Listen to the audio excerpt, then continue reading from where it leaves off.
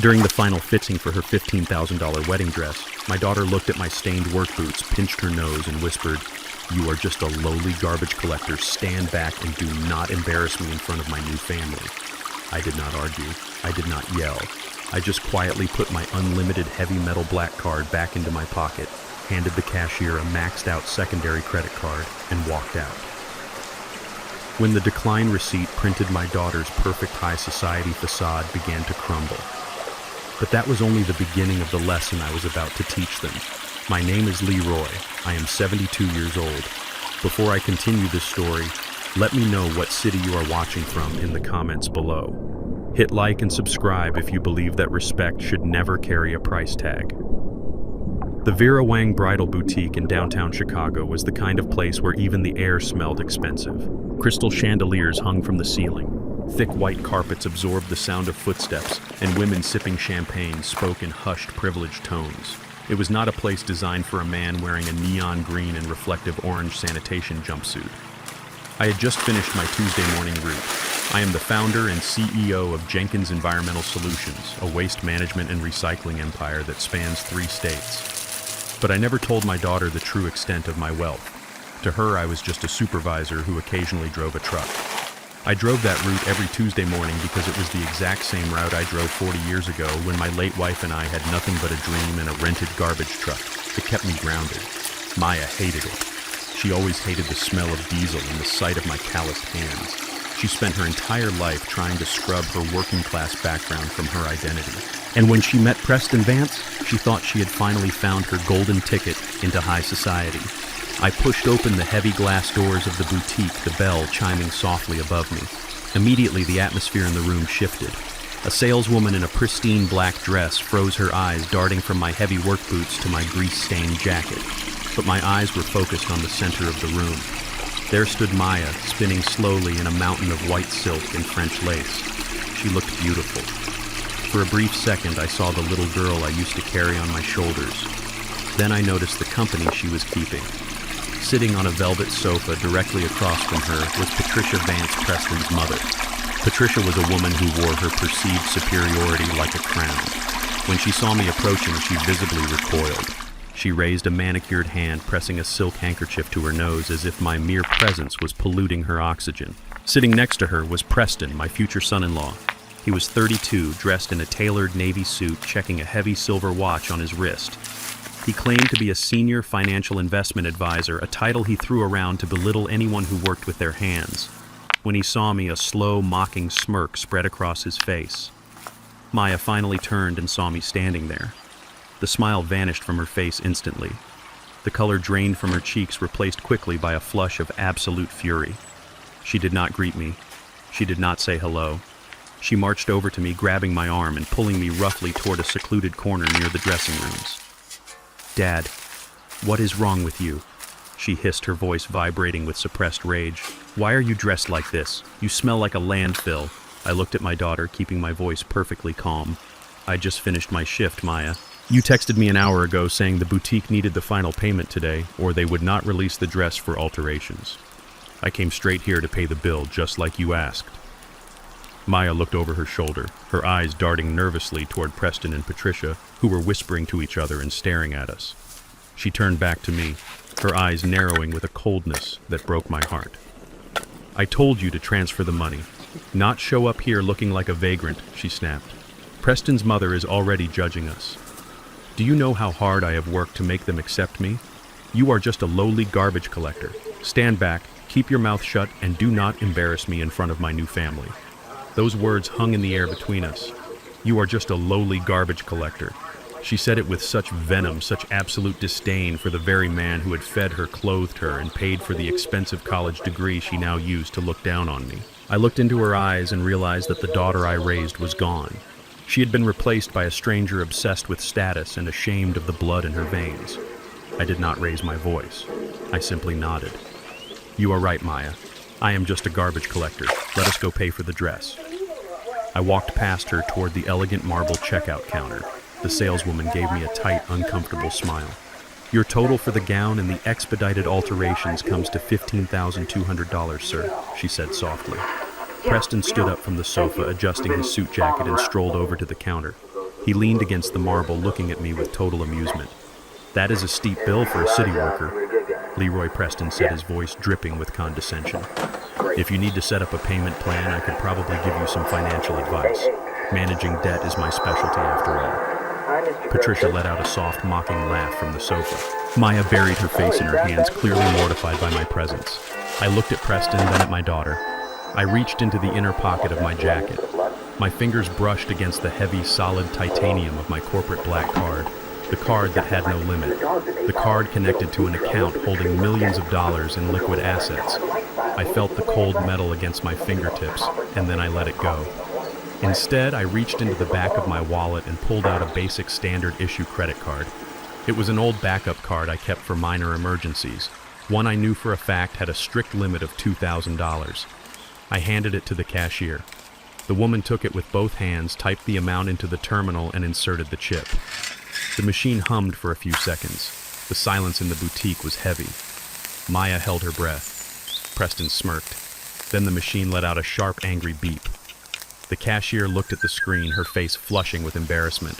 She cleared her throat. "I am so sorry, sir. The card has been declined." Patricia gasped loudly from the sofa. "Oh my goodness." Preston let out a loud, theatrical sigh, shaking his head. "Wow. Declined. I guess collecting trash does not pay as well as Maya claimed." Maya looked like she was about to explode. She grabbed the counter, her knuckles turning white. "What do you mean, declined?" she shrieked, looking at me. "Dad, what is going on? You promised me this dress. You promised you had the money." I looked at her, my expression completely unreadable. "I guess a lowly garbage collector like me just cannot afford a $15,000 dress, Maya.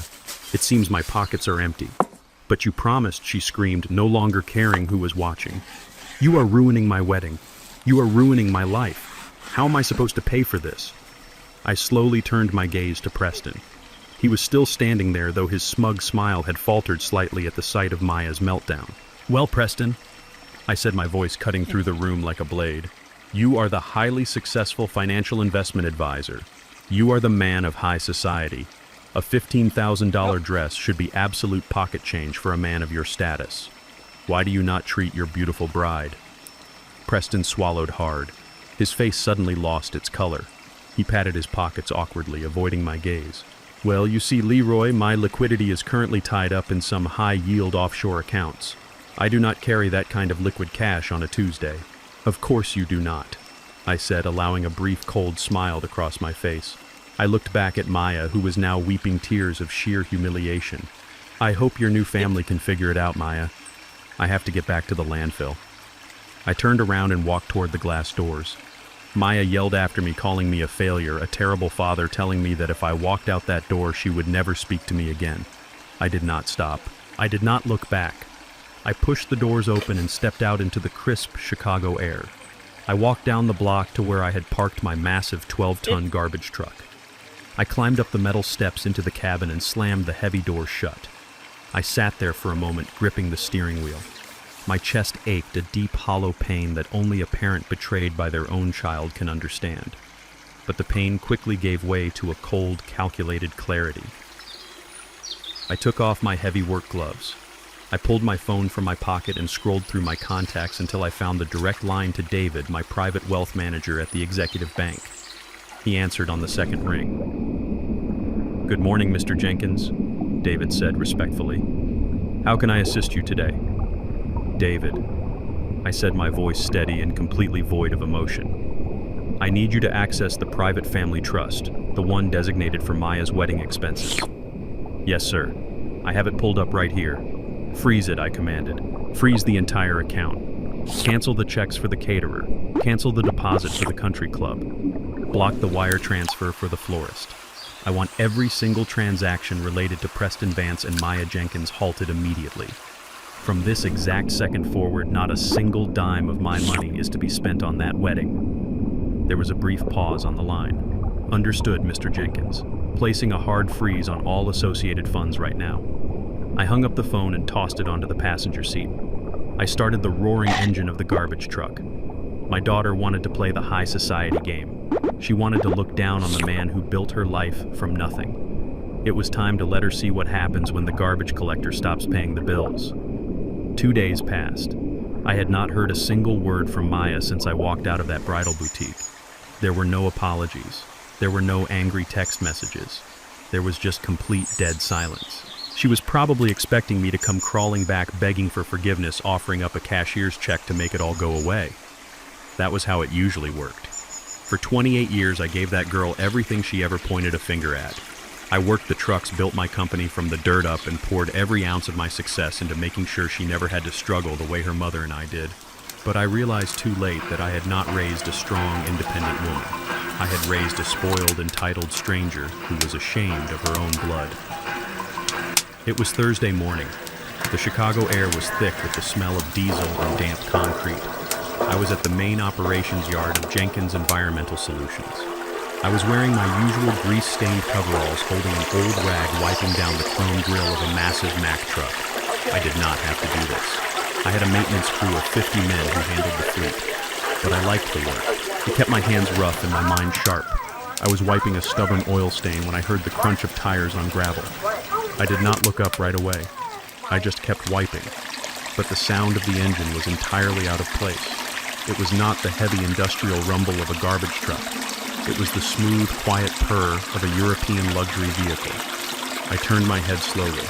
A silver BMW sedan was navigating the muddy, pothole-filled entrance of the sanitation yard. It looked ridiculous there, like a fragile glass ornament rolling through a rock quarry. The car jerked to a stop about 10 feet away from me. The door swung open and out stepped Preston Vance. He was wearing a light gray designer suit, stepping carefully to avoid getting his Italian leather shoes dirty in the mud. He looked around the yard with an expression of pure, unfiltered disgust. He pinched his nose, waving his hand in front of his face to clear the smell of exhaust and scrap metal. He had absolutely no idea where he was. He thought he was walking into a city-owned dump to yell at a lowly municipal worker. He did not know that the entire 12 acres of prime commercial real estate he was standing on belonged to me. He did not know that the dozens of trucks lined up in rows behind me were bought and paid for in cash by the man he was about to insult. Leroy Preston shouted over the hum of a nearby generator. He did not call me Mr. Jenkins. He did not show an ounce of respect. He marched over to where I was standing, his face red with anger. I slowly wiped my hands on my rag, folded it, and tucked it into my back pocket. I looked at him completely unbothered. "Can I help you, Preston?" I asked, my voice flat and even. He did not answer. Instead, he reached inside his tailored jacket, pulled out a folded piece of paper, and slammed it down onto the hood of the Mack truck. I glanced down. It was an invoice from the Grand Plaza Hotel, $35,000 for the wedding reception deposit. Stamped across the top in bold red letters were the words, "Payment declined." "What is the meaning of this?" Preston demanded, his voice echoing across the yard. "The venue called Maya this morning. They said the account on file rejected the wire transfer. Maya is at home crying her eyes out because the hotel is threatening to cancel our reservation by tomorrow if they do not receive the funds." I looked at the piece of paper, then looked back at Preston. I did not blink. "I guess the account is empty," I said calmly. "Empty?" Preston scoffed, throwing his hands in the air. "Are you out of your mind, old man? You committed to paying for this wedding. You made a promise to your daughter, and now you are making me look like a fool. My family has a reputation to uphold. We have important people attending this wedding, business partners, politicians. You are ruining my image." I leaned against the massive tire of the truck, crossing my arms over my chest. I watched him throw his little tantrum. "Your image," I repeated slowly. "Yes, my image," Preston snapped, taking a step closer. "Listen to me, old man. I do not care how you do it. Go to the bank and take out a loan. Max out whatever miserable credit cards you have left. Borrow from your trash-collecting buddies. Or better yet, sell that slum house of yours on the south side. I do not care. You need to fix this and pay your daughter's debt immediately." The audacity of this boy was almost comical. He was standing on my land demanding that I sell my home to finance a party he could not afford. My house on the south side was not a slum. It was a fully paid-off, beautifully restored brownstone that I bought for Maya's mother before she passed. It held all my memories, and this arrogant little boy wanted me to sell it so he could drink expensive champagne with his snobby friends. I let the silence stretch between us. I let him stand there in the dirt, breathing in the diesel fumes, waiting for me to crack. I looked him dead in the eye and delivered my answer. "I have no money, Preston," I said, my voice completely devoid of emotion. "I am just a lowly garbage collector, remember? You and Maya made that very clear 2 days ago, so unfortunately, I cannot help you. Preston stared at me, his jaw clenching. His face turned a deep shade of crimson. You are doing this on purpose, he growled. You are trying to sabotage us because you are bitter and jealous of our success. I did not respond. I just kept looking at him. Fine, Preston spat out, pointing a shaking finger at my chest. If you are going to be a stubborn, useless old man, then we do not need you.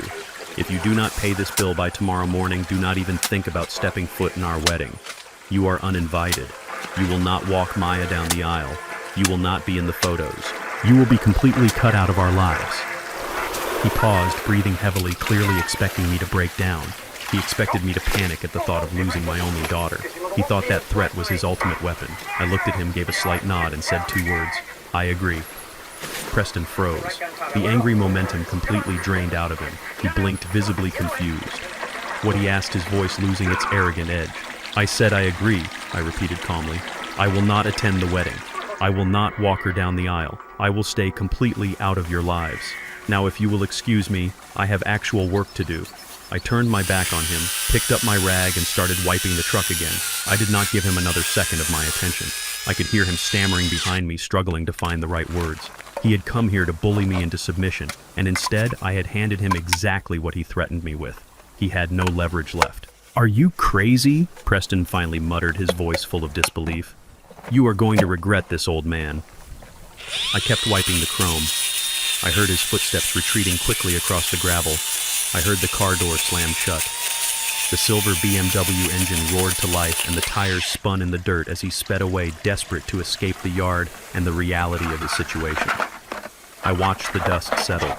I did not feel sad. I felt focused. I reached into my pocket and pulled out my phone. I dialed a number I had saved under a fake name. It rang only once before a gruff voice answered. Yeah, boss, the voice said. It was Marcus, my private investigator. I had hired him the moment Maya told me she was engaged to a financial advisor. In my line of work, you learn to spot a hustler from a mile away, and Preston Vance smelled like a cheap hustle. Did you get anything new? I asked, watching the distant taillights of the BMW disappear down the street. Oh, I got plenty. Marcus chuckled. Let us start with this car. I just ran the plates on that silver BMW your son-in-law is driving around town. It is leased, and he is 4 months behind on the payments. The leasing company has already issued an order for repossession. They are actively looking for the vehicle right now. I smiled a slow, cold smile. A high society financial advisor who cannot even afford his car lease. Interesting. What else? I asked. Marcus sighed. Boss, it gets worse. This guy is drowning. I am digging into his business now, and it is a massive mess. I will have the full financial report sent to your secure email by tonight. But let me tell you right now, you are going to want to sit down for this one. Send it as soon as you have it, I said. And Marcus. Yeah, boss. Keep an eye on my personal credit files. If Preston is as desperate as you say he is going to try to find money somewhere else. I hung up the phone and slipped it back into my pocket. I looked out over my massive sanitation yard, listening to the roar of my trucks rolling in and out. Preston and Maya thought they were punishing me by cutting me off. They thought they had the upper hand. They had no idea that they had just handed me the scissors to cut their strings. The game had just changed, and I was holding all the cards.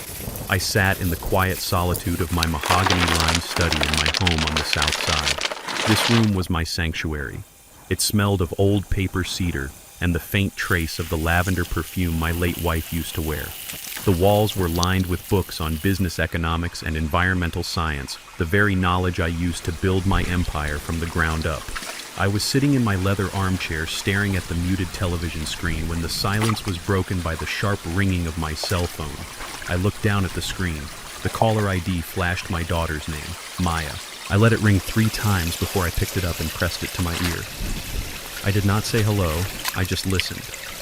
For the first few seconds, there was only the sound of shaky, theatrical breathing on the other end of the line. Then came the soft, trembling voice of a little girl who had broken a vase and wanted her father to fix it. Dad, Maya whimpered, her voice dripping with calculated sorrow. Dad, please talk to me. I have been crying for 2 days.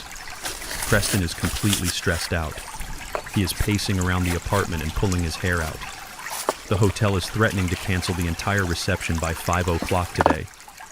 You have to fix this. Please, Dad. I leaned back in my chair and closed my eyes. I knew this tactic well. It was the exact same tone she used when she was 16 and crashed her first car, the exact same tears she used when she overspent her college allowance. She wanted me to swoop in, open my wallet, and erase the consequences of her actions. I did not raise my voice. I spoke with a quiet, unyielding calm. I told Preston everything he needed to know this morning, Maya. I have no money. I am just a garbage collector. I cannot afford a $35,000 deposit. The soft weeping on the other end of the line stopped instantly. The vulnerability vanished, replaced by a cold, hard edge.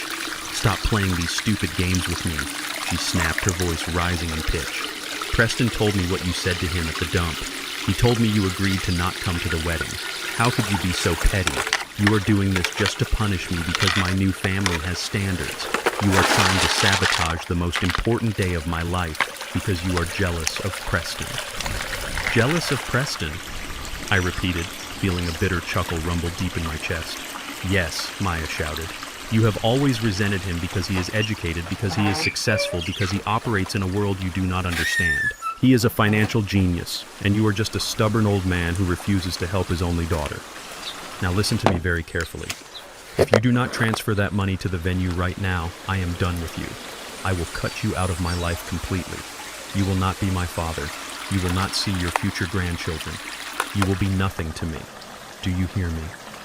She paused, breathing heavily, waiting for the threat to land. She thought the idea of losing her would break me. She thought she was holding the ultimate weapon.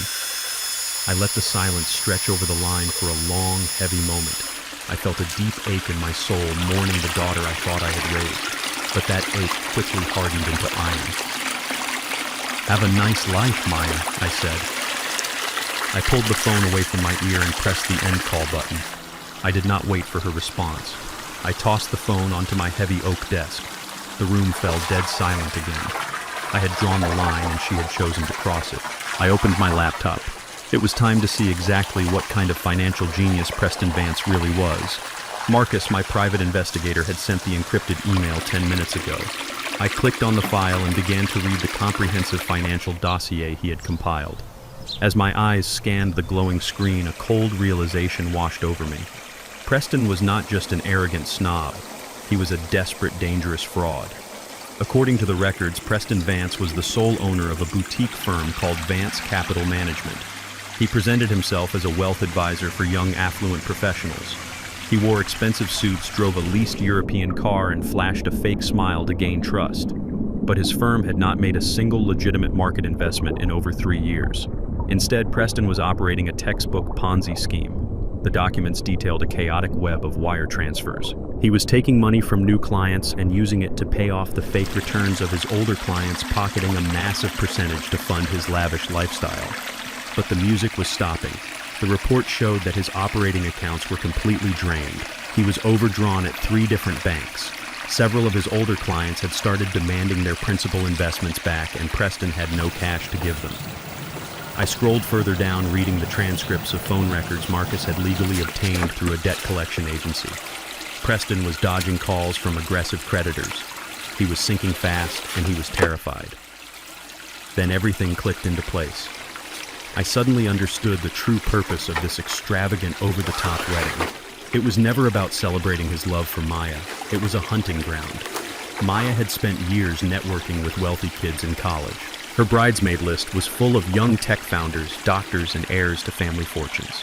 Preston had insisted on a massive 300-guest wedding at the most expensive venue in the city because he needed an audience.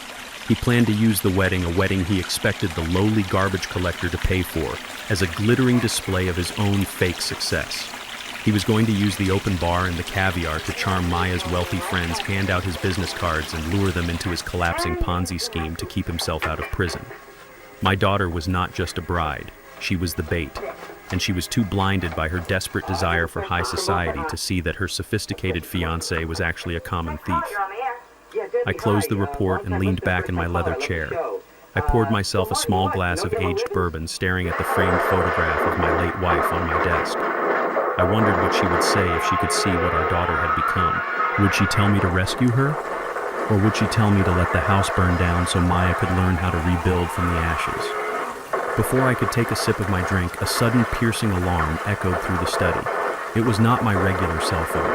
It was a dedicated, encrypted mobile device I kept in my desk drawer directly linked to my executive banking and identity protection service. This alarm only sounded for critical high-level security breaches. I pulled the device from the drawer and unlocked the screen.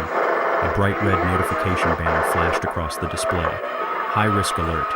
Credit inquiry and loan application initiated. I tapped the notification, my eyes narrowing as I read the details. Someone had just submitted an online application to a high-interest predatory lending company. They were attempting to secure an emergency cash loan for exactly $100,000. I looked at the applicant details. The name on the application was Leroy Jenkins. The date of birth was mine. The address was my Southside brownstone. And the social security number entered into the digital form was a perfect, flawless match to my own. My blood turned to ice. A standard identity thief might have my name or my address, but my social security number was guarded behind layers of corporate security. Preston Vance was a fraud, but he was not a master hacker. He did not have the skills to breach my encrypted files. There was absolutely no way he could have obtained that 9-digit number on his own. There was only one person in the entire world who knew my social security number by heart. Maya. I remembered sitting at the kitchen table with her when she was 18, helping her fill out her college financial aid forms. She had memorized my number back then, laughing about how easy it was to remember. The reality of the situation hit me like a physical blow to the chest. My own daughter.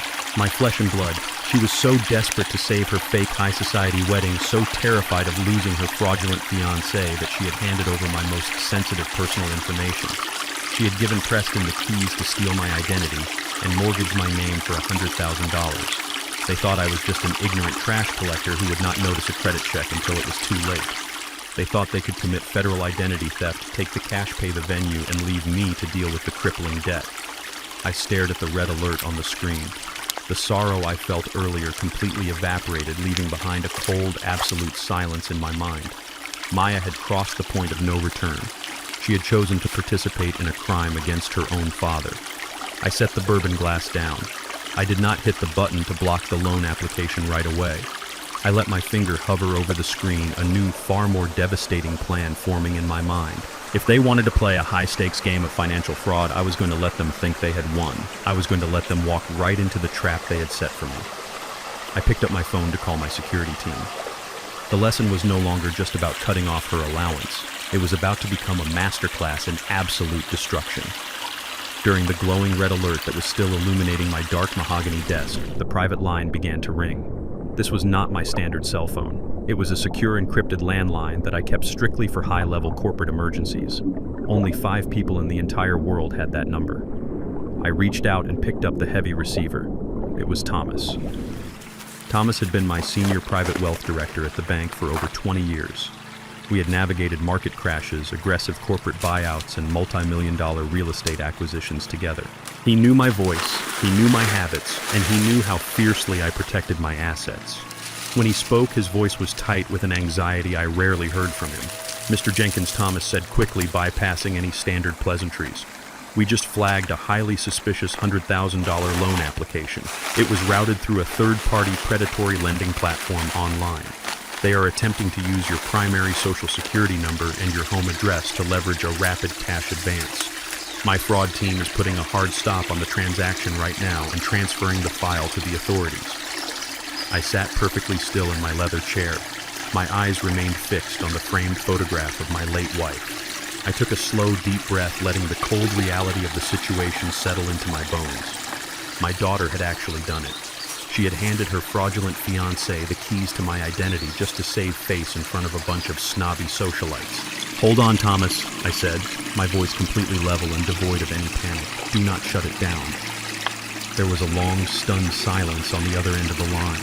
I could hear the faint clicking of keyboards in the background of his office. Thomas finally cleared his throat, sounding genuinely confused. "Excuse me, sir. Did you understand what I just said? This is active identity theft. Someone is attempting to forge your signature electronically to secure a massive unsecured loan. If we do not block this immediately, the funds could be dispersed into an untraceable offshore account within 24 hours. I know exactly who it is," I told him, my tone hardening into something resembling granite. It is my future son-in-law, Preston Vance, with the full cooperation of my daughter, Maya. Thomas let out a low breath. He had known Maya since she was a little girl running around the bank lobby. The shock in his silence was palpable. If you shut it down now, I continued, my mind working 10 steps ahead, they will just get spooked. They will realize they hit a firewall and try another avenue. They will cover their tracks, use a burner device, claim it was a computer glitch, or deny it altogether. I do not want to just slap them on the wrist. I do not want to just stop them. I want to nail them to the wall. I leaned forward, resting my elbows heavily on the desk. Here is what we are going to do, Thomas. I want you to contact the fraud department and tell them to stand down temporarily. Let the application pass step 1. Let it move through the preliminary automated approval system. You want to let them think they succeeded? Thomas asked, his professional instincts kicking in as he realized the magnitude of my plan. Exactly, I replied. But while you let it process, I want your cybersecurity team to open a digital sandbox. Record the originating internet protocol address. Track the media access control address of whatever device they are using. Save every single keystroke, every metadata tag, and most importantly, capture the exact timestamp of their electronic signature. I want an ironclad digital footprint that no expensive defense attorney can ever dispute. Thomas breathed out slowly. He had seen me crush rival waste management firms who tried to undercut my contracts, but he had never seen me apply that same ruthless precision to my own flesh and blood. You are building a federal financial fraud case, he said quietly. I am building a graveyard, I replied coldly. Let them think they bypassed the security. Let them think they fooled the ignorant, uneducated old garbage collector. Send me the encrypted packet the absolute second they click the final submit button. Understood, Mr. Jenkins? Thomas said, his voice completely serious now. I will have the file to you within the hour. I hung up the phone. I did not feel sad anymore.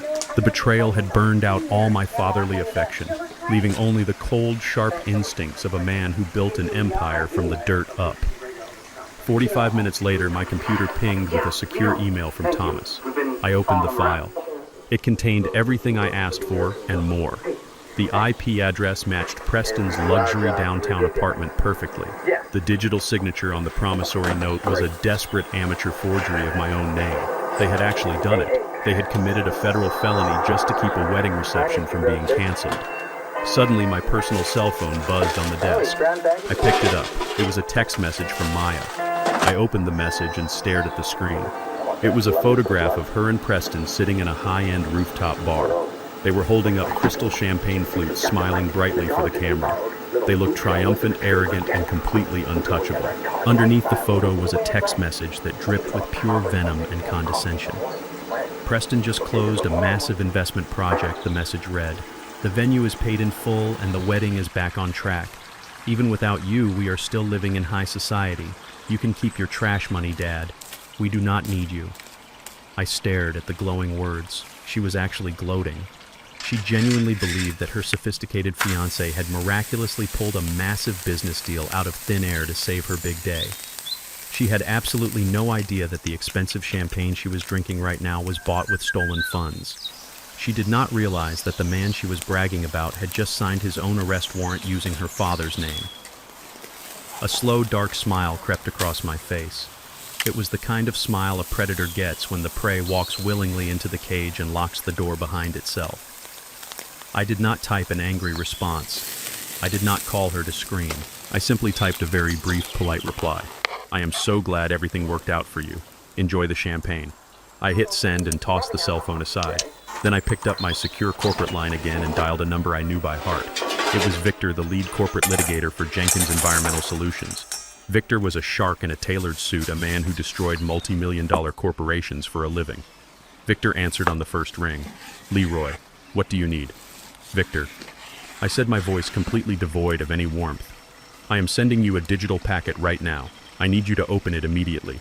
It contains undeniable, digitally verified proof of aggravated identity theft, federal wire fraud, and forged electronic signatures.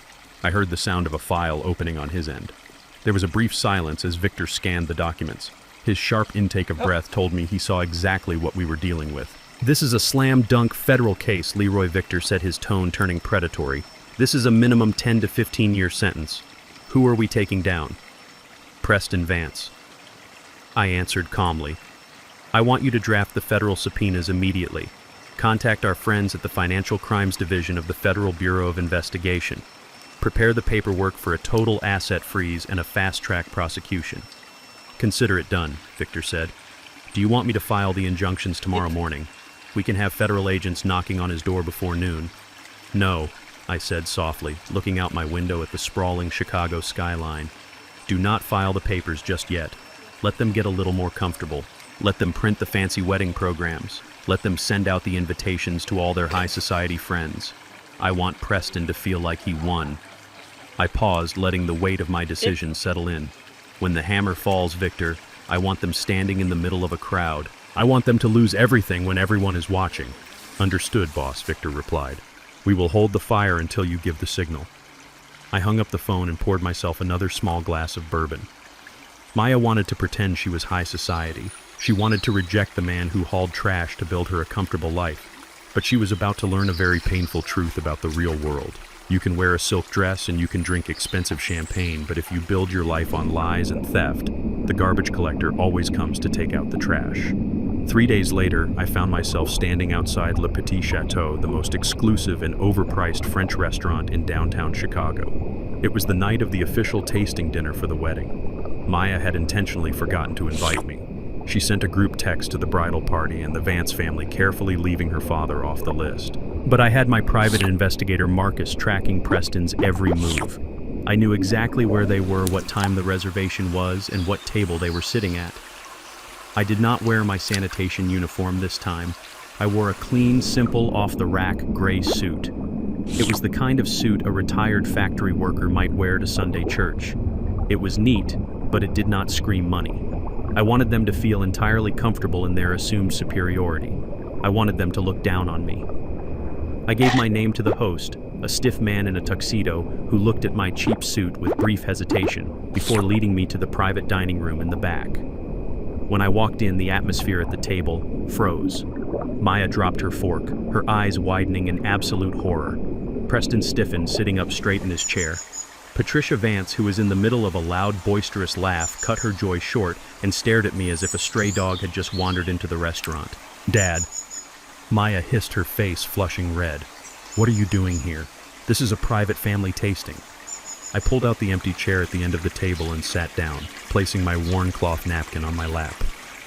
I am family, Maya, I said calmly, pouring myself a glass of sparkling water. I figured the father of the bride should know what his guests will be eating, unless I am interrupting something. Patricia let out a loud theatrical sigh and leaned back in her chair. Well, Leroy, since you are already sitting down, I suppose you can stay. But please let us keep the conversation appropriate. We were just discussing Preston's latest triumph. I looked at Preston. He was trying to maintain his smug composure, but I could see a faint bead of sweat forming on his forehead. He knew I knew he was broke, but he also thought he had outsmarted me with the fraudulent loan. He thought his secret was safe. Is that so? I asked, taking a sip of my water. What triumph is that, Preston? Patricia did not let him answer. She leaned forward, her eyes gleaming with absolute arrogance. My son just closed on a magnificent penthouse apartment in the Gold Coast district. She bragged, her voice echoing off the private room walls. It is a stunning multi-million-dollar property with floor-to-ceiling windows overlooking Lake Michigan. It takes real financial genius to secure a property like that at his age. But of course, in our family, success is just in our blood. Maya smiled proudly, reaching over to squeeze Preston's hand. He is amazing, Dad. The apartment is breathtaking. We are moving in right after the honeymoon. It is exactly the kind of lifestyle we deserve. I kept my face perfectly still, projecting the image of a defeated poor old man who was intimidated by their wealth. A penthouse, I said softly. That sounds very expensive. Where exactly is this property, son? Preston puffed out his chest, regaining his arrogant swagger. He adjusted his silk tie and smiled at me condescendingly. It is the Pinnacle Tower on Lakeshore Drive, Leroy. I doubt you have ever collected trash in that neighborhood. The security is very tight. We are taking the top floor, unit 4201. I nodded slowly, pretending to be impressed.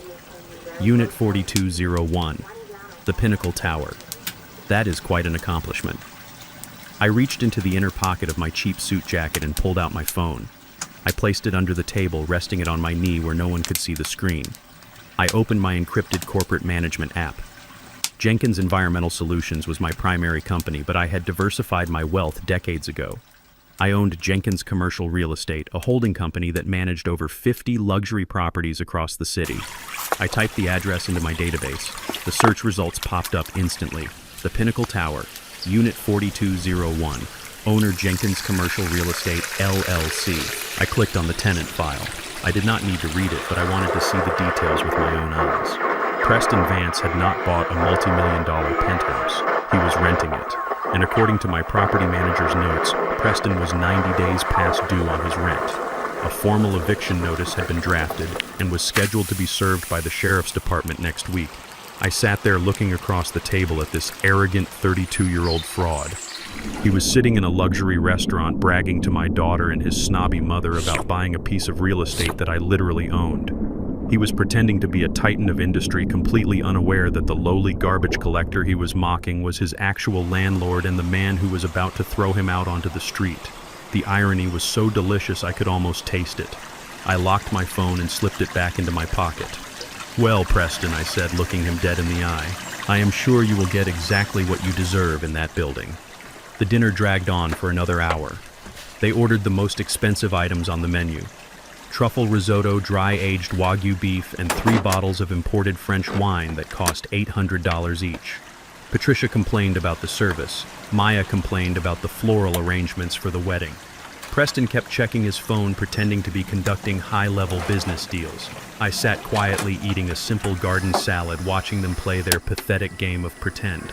Finally, the waiter arrived with the bill presented in a sleek black leather folder. He placed it in the center of the table. "Allow me," Preston said loudly, snatching the folder before anyone else could reach it. He glanced at the total. It was well over $3,000. He did not flinch.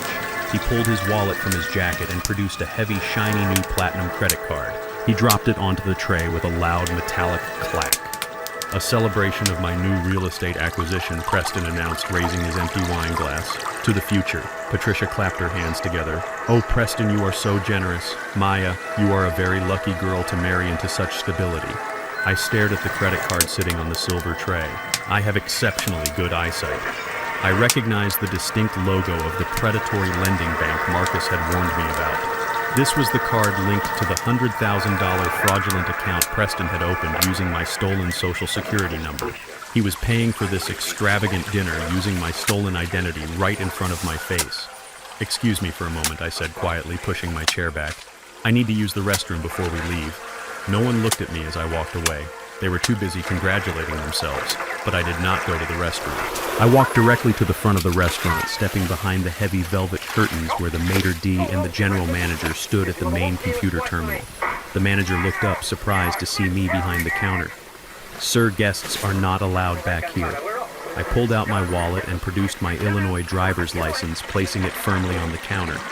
Then I pulled out my phone, opening the secure banking application that displayed the active fraud alert for the exact credit card Preston had just handed to the waiter. "My name is Leroy Jenkins," I said, my voice low, authoritative, and absolutely commanding. "The man sitting at table 4 just handed your waiter a platinum credit card ending in 6609 to pay for a $3,000 bill." The manager looked at my ID, then at my phone screen. "Yes, sir," he said nervously. "The waiter is bringing the card to the terminal right now." "That account was opened fraudulently using my stolen identity," I said, tapping the screen to show him the official bank freeze order. "I am the legal owner of that credit profile. As the victim of this identity theft, I am instructing you right now to void that transaction. Run the card, let the machine decline it, and under no circumstances are you to allow that man to leave this restaurant without paying his bill." The manager swallowed hard, his eyes wide. He recognized the severity of the situation. He saw the federal fraud alerts glowing on my screen. "Yes, Mr. Jenkins, I will handle it immediately." I did not go back to the private dining room. I walked back toward the table just far enough to be seen. I pulled a crisp $50 bill from my pocket and handed it to the waiter who was walking past me. "This is for my salad and my water," I told the waiter. "The rest of the bill belongs to the high society folks at table 4.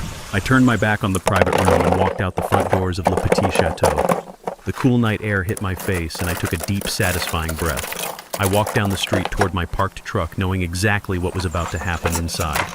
In about 30 seconds, the manager was going to walk up to that table, hand Preston a declined frozen credit card, and demand $3,000 in cash that the fake financial genius did not have. The fuse was lit. The explosion was coming. I did not walk out the front doors just yet. I stopped in the grand foyer, hiding in the shadows of a massive marble pillar near the coat check. I wanted to see it. I wanted to witness the exact moment the illusion shattered. I wanted to see the look on the face of the man who thought he could steal from me and get away with it. The general manager marched toward the private dining area. His face was stone cold. He carried the black leather billfold like it was a loaded weapon. The heavy velvet curtains separating the private room from the main dining hall had been pulled back by the waitstaff, leaving the Vance family completely exposed. The main room was filled with wealthy socialites, local politicians, and business elites. It was a crowd of people who knew each other, people who gossiped, people who judged. It was the exact crowd Patricia and Preston spent their entire lives trying to impress. The manager stopped at table 4. He placed the folder down on the pristine white tablecloth. Preston did not even look up at first. He was too busy swirling his expensive French wine and pretending to be a master of the universe. Then the manager spoke. His voice was perfectly professional, but he did not lower his volume. He spoke loud and clear, and his words carried across the silent room. "Sir, your payment has been rejected," the manager said. "The card you provided has been flagged for severe federal fraud and aggravated identity theft. The bank has permanently locked the account, and we have been instructed by the authorities to confiscate the physical card immediately." The reaction was instantaneous and devastating. Patricia dropped her crystal wine glass. It clattered against her porcelain plate, spilling dark red wine across the white tablecloth like a bleeding wound. Maya turned completely pale, her mouth falling open in silent horror. Preston turned a bright, violent shade of crimson. The arrogant smirk was wiped from his face so fast it was almost comical. He stood up abruptly, his chair scraping loudly against the hardwood floor. "Keep your voice down," Preston hissed, looking around frantically at the neighboring tables. "This is a massive mistake. You are embarrassing me. Run the card again. Do you know who I am?" The manager did not flinch. He stood his ground with absolute authority. "I know exactly who the card belongs to, sir," the manager replied smoothly, "and it does not belong to you. The fraud division is already monitoring this transaction. We cannot run it again. You owe this establishment over $3,000, and I need an alternative form of payment right now." The surrounding VIP guests stopped eating. The clinking of expensive silverware faded into a heavy, suffocating silence. Dozens of eyes turned toward table 4. Wealthy patrons were openly staring. Women in designer dresses were whispering behind their hands. Men in tailored suits were shaking their heads in disgust. The humiliation was thick, heavy, and absolute. Preston began to panic. The sophisticated financial advisor was sweating through his expensive suit. He frantically dug into his pockets and pulled out a thick leather wallet. His hands were shaking so badly he dropped a business card onto the floor. He pulled out 3 other credit cards and threw them onto the silver tray. "Run these," Preston demanded, his voice cracking with desperation. "Run all of them. Just take the money." The manager pulled a mobile payment terminal from his apron. He took the first card and inserted the chip. The machine hummed for 2 seconds before letting out a sharp, angry beep. Declined. Preston swallowed hard, a bead of cold sweat rolling down his temple. "Run the next one," he ordered. The manager inserted the second card. Another angry beep echoed through the quiet restaurant. Declined. Patricia shrank down in her seat. She covered her face with her hands, trying to hide from the burning stares of the high society crowd she worshipped. The wealthy mother who had just spent the entire evening bragging about her son's multi-million-dollar penthouse was now sitting at a table that could not even afford to pay for dinner. The manager inserted the final card. The machine beeped again. Declined. "I am sorry, sir," the manager said, though he did not look sorry at all. "All of your accounts are coming back as frozen or maxed out. If you cannot produce cash immediately, I will be forced to contact the police for theft of services." Maya looked around in pure panic. Her perfect high society dream was burning to the ground in front of an audience. Her eyes frantically searched the room until they found me. I was standing near the archway, my hands casually resting in the pockets of my cheap gray suit. Her arrogance was completely gone. She gave me a look of pure, desperate begging. She wanted the lowly garbage collector to step in and save her from total social ruin. I walked slowly toward the table. The whispers in the room died down. Everyone watched as the old man in the cheap suit approached the glamorous, humiliated family. I stopped right next to Preston, who was breathing heavily, staring at the declined cards like they were a death sentence. I reached into my pocket. I did not pull out my heavy metal black card. I pulled out a single, crisp $50 bill. I dropped it onto the white tablecloth right in front of Preston. "This covers my salad and my water," I said. My voice was steady, deep, and loud enough for everyone in the room to hear. "I will let high society handle the rest of the bill." Maya let out a choked sob. Patricia closed her eyes in absolute defeat. Preston could not even look at me. I turned my back on them and walked out the front doors of the restaurant, leaving them completely trapped in their own mess. I walked down the cool Chicago street and climbed into the cabin of my truck. I started the roaring engine, but before I could pull away from the curb, my phone buzzed. It was Marcus, my private investigator. Boss Marcus said, his voice laced with grim satisfaction. "I have a live audio feed from the bug I planted on Preston's phone. You are going to want to hear this." "Patch it through," I said, leaning back in my seat. The audio crackled, and then I heard the sound of heavy, panicked breathing. Preston had managed to slip out the back door of the restaurant into a dark alleyway, leaving Maya and his mother inside as collateral while he desperately tried to find money. He was hyperventilating, pacing back and forth near the dumpsters. I heard the dial tone as he made a phone call. It was not to a bank. It was not to a wealthy friend. It was to a man named Rocco, a notorious underground lender who catered to desperate gamblers and failing businessmen. "Rocco, please," Preston begged as soon as the line connected. His voice was shrill, completely stripped of any dignity. "I need a wire transfer right now. Just $3,000. I am trapped at a restaurant and they are going to call the cops." A rough, cruel laugh echoed over the phone line. "You want $3,000 to pay for dinner?" Rocco mocked. "You already owe us $100,000, Preston. You said you had a mark. You said you were going to secure a massive loan today using your father-in-law's identity. The loan fell through." Preston sobbed, pacing frantically. "The account got flagged. The card is locked. I have nothing, Rocco. I have absolutely nothing. Please, if the cops come, they will look into my business. They will see everything. I will go to federal prison." There was a long, deadly silence on the other end of the line. Then Rocco's voice dropped to a terrifying growl. "I do not care about your dinner, Preston. And I do not care about the cops. You failed to deliver the money today. That means the grace period is over. The interest rate just doubled.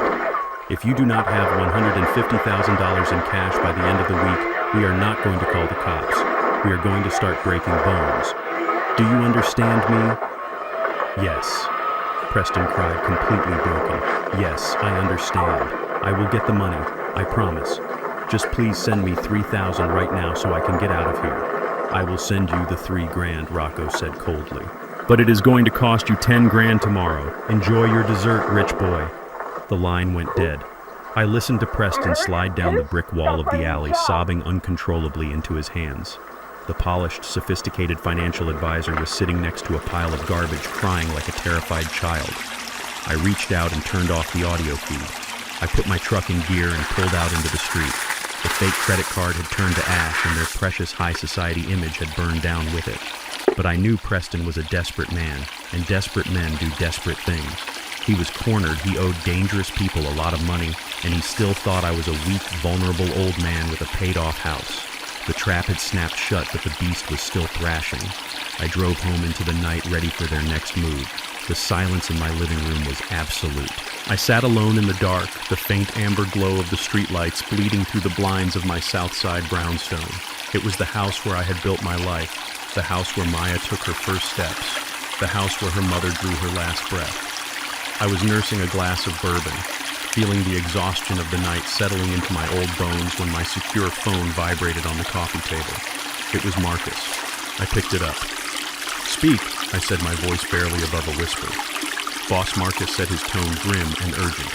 "You need to open your secure email right now. I just intercepted an audio feed. You are going to want to hear this, but I have to warn you, it is not pretty." "Where is the audio coming from?" I asked. "It is coming from the tracker in Maya's handbag," Marcus replied. 5 years ago, when Maya graduated from college, she threw a fit because all her wealthy friends were receiving luxury cars and European vacations.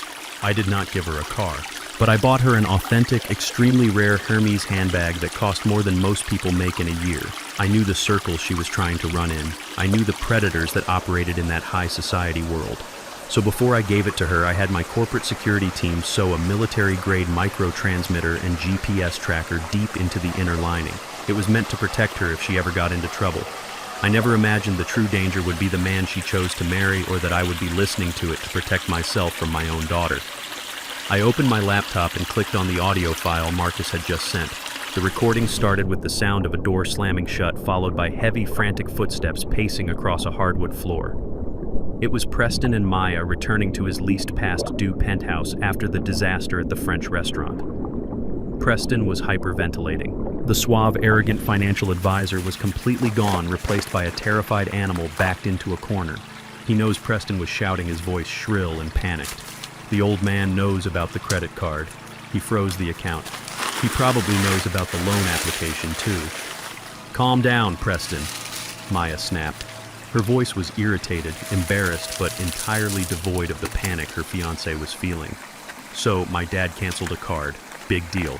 He is just a garbage man having a power trip. We will figure it out." "Figure it out!"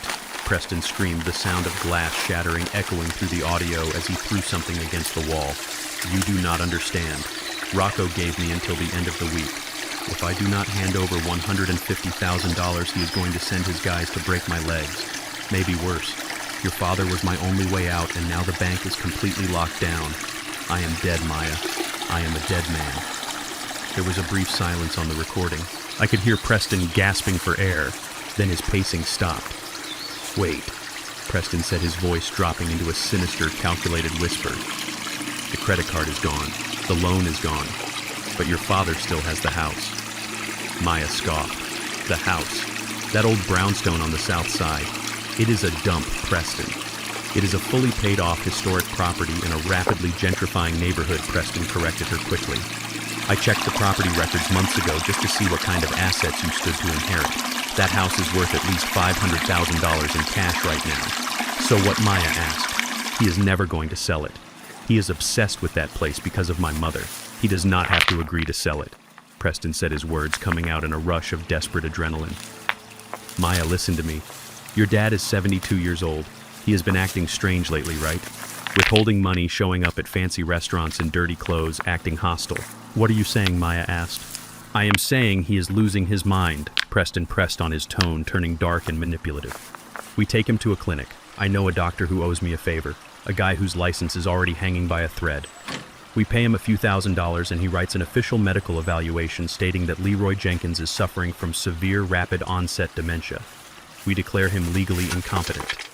I sat frozen in my chair, the bourbon turning to ash in my mouth. I gripped the edge of my desk as Preston laid out his master plan. "Once the doctor signs the papers," Preston continued, "we force him into a state-run nursing home, for his own safety, of course. Then, as his only daughter, you apply for emergency power of attorney. You get complete legal control over his estate. We put the house on the market the very next day. I take my cut to pay off Rocco and save my life, and we use the rest to pay for the wedding and our honeymoon. By the time the old man even realizes what happened, he will be locked in a ward with no phone and no way to contact a lawyer." The silence that followed on the recording was the heaviest, most agonizing silence of my entire life. This was the moment. This was the crossroads. For my entire life, I had protected Maya. I had fed her, clothed her, and held her hand when she was afraid of the dark. I waited, holding my breath, waiting for my daughter to scream at him. I waited for her to slap him. I waited for her to tell him that he was a monster and that she would never ever allow anyone to harm her father. "Dad is stubborn," Maya finally said, her voice completely calm, completely detached. "He will fight the doctors. He will cause a scene." "Let him cause a scene," Preston urged. "The more he yells, the crazier he looks. The doctor will sedate him if he has to. It is the perfect plan, Maya. It solves everything. But I need you to agree. I need you to sign the petition." Another silence. I could hear the ticking of the clock in my study. I could feel my own heart beating against my ribs. "Will it be fast enough to pay the venue?" Maya asked. I felt a physical pain in my chest, a sharp twisting agony that made me close my eyes. She did not care about my freedom. She did not care about my mind, my dignity, or my life. She only cared about the caterers, the flowers, and the country club. "If we move tomorrow," Preston promised eagerly. "Yes, the venue will give us an extension if I show them the medical power of attorney and the listing agreement for the house. We can save the wedding." A heavy sigh came through the speaker. Fine, Maya said, her voice cold and devoid of a single ounce of human empathy. Do it. Call your doctor. Once the wedding is over, he is no use to me anymore. The audio file ended. The playback stopped, leaving my study in absolute suffocating silence. I did not cry. The tears I had shed for my daughter over the past week had completely dried up. The sorrow that had been weighing down my heart vanished, leaving a massive hollow void. But that void did not stay empty for long. It was quickly filled with something else. Something ancient, cold, and entirely merciless. The father in me died right there in that leather chair. The man who wanted to teach his daughter a lesson. The man who hoped she would eventually see the error of her ways, that man ceased to exist. Maya had made her choice. She had looked at the life of the man who gave her everything, and she had decided to trade it for a white dress and a cocktail party. I reached out and picked up my secure phone. I dialed Victor, my lead corporate litigator. He answered immediately. Leroy, Victor said. It is late. Is everything all right? Victor, I said, my voice sounding like grinding stones. The lesson is over. The gloves are off. I need you to prepare a full offensive legal strategy. They are going to try to lure me into a psychological evaluation tomorrow to declare me incompetent. Victor cursed softly under his breath. Do you want me to block it? We can send a cease and desist to every clinic in the city. No, I said, my eyes opening to stare into the darkness of the room. I do not want to block it. I want to walk right into their trap. But I want to be armed. Find out exactly which corrupt doctor Preston Vance is using. Buy his debts, uncover his secrets, and find every skeleton in his closet. By the time I sit in that examination chair tomorrow, I want to own that doctor's soul. Consider it done, Victor said, his tone matching my cold intensity. I hung up the phone. I stood up from my desk and walked over to the window, looking out at the city I had helped build. Maya and Preston wanted to play God with my life. They wanted to throw me into a cage and steal the keys. But they had made one fatal miscalculation. They forgot that the garbage collector knows exactly where all the trash is buried, and tomorrow I was going to bury them. The phone rang at 8 in the morning. I was sitting at my kitchen table drinking my coffee black, waiting for the trap to spring. The caller ID flashed my daughter's name. I picked it up and held it to my ear without saying a word. Dad, Maya said. Her voice was soft, dripping with a manufactured sweetness that made my stomach churn. I know things have been very tense between us lately, and I am sorry for that. But honestly, I am just worried about your health. You have been under so much stress, acting so out of character. I booked a general senior wellness checkup for you this afternoon with a specialist. Please just do this for me, just to give me peace of mind before the wedding. Her performance was flawless. If I had not listened to the secret recording of her planning to lock me in a psychiatric ward just hours prior, I would have believed she was a terrified, loving daughter. She was playing the part, perfectly setting the stage so she could later tell everyone she tried her best to help her poor delusional father. Send me the address, I said, keeping my voice sounding tired and defeated. I will be there at 2. I hung up the phone. A cold, determined energy settled into my bones. She thought she was leading a blind, helpless lamb to the slaughter. She had absolutely no idea she was dragging a lion into a cage she could not lock. The clinic was not located in a high-end medical district. It was tucked away in a decaying strip mall on the outskirts of the city, flanked by a discount liquor store and a vacant laundromat. Real, reputable doctors did not operate out of places with peeling linoleum floors and flickering fluorescent lights. This was exactly the kind of shadow clinic a desperate fraud like Preston Vance would use to buy a fake medical diagnosis. I parked my truck and walked into the waiting room. Maya was already there, sitting on a cheap vinyl chair. When she saw me, she stood up and wrapped her arms around me. The hug felt like a snake coiling around my neck. Thank you for coming, Dad, she whispered, squeezing me tight. This is for the best. You are going to get the help you need. I looked down at my daughter, feeling nothing but ice in my veins. You are right, Maya. Today is going to change everything. A receptionist with heavy makeup and a bored expression slid a glass window open. Leroy Jenkins, the doctor will see you now. Room 3. I will wait right here for you, Dad, Maya said, offering me a tight, encouraging smile. She practically shoved me toward the hallway. She was so eager to get her hands on my house she could not even hide the anticipation in her eyes. I walked down the narrow, dimly lit hallway and pushed open the door to room 3. Sitting behind a cluttered laminate desk was a man in his late 50s wearing a wrinkled white lab coat. He had thinning hair, nervous eyes, and a name tag that read Dr. Leonard Hayes. He did not look like a man who healed people. He looked like a man who sold secrets in dark alleys. "Have a seat, Mr. Jenkins," Dr. Hayes said, gesturing to a hard plastic chair across from him. His voice had a practiced, patronizing tone, the kind of voice people use when they speak to toddlers or the mentally incompetent. "Your daughter has expressed some very serious concerns about your recent behavior." I sat down, keeping my posture perfectly straight. I crossed my arms and looked at him in total silence. "Let us start with some simple cognitive tests." Dr. Hayes continued pulling a pen from his pocket. "Can you tell me what year it is? Can you tell me the name of the current president? Can you count backward from 100 by sevens?" I did not answer his ridiculous questions. I just stared at him, my face a mask of absolute calm. Dr. Hayes sighed heavily, shaking his head with a look of manufactured pity. "You see, Mr. Jenkins, this unresponsiveness is exactly what Maya described. Hostility, confusion, an inability to engage with reality." He opened a manila folder on his desk and pulled out a completely filled out, officially stamped medical document. He slid it across the desk toward me. I glanced down at the paper. At the top in bold letters was the heading, Official Psychiatric Evaluation. Under the diagnosis section, someone had typed out rapid onset dementia, resulting in severe cognitive decline and hostile paranoia. Under the recommendation section, it read, immediate transfer to a supervised psychiatric care facility and immediate transfer of medical and financial power of attorney to the next of kin. I looked at the bottom of the page. It was already signed by Dr. Leonard Hayes. He had signed my life away before I even walked into the room. "I am sorry, Leroy," Dr. Hayes said, leaning back in his chair and folding his hands over his stomach. "But denial is a common symptom of your condition.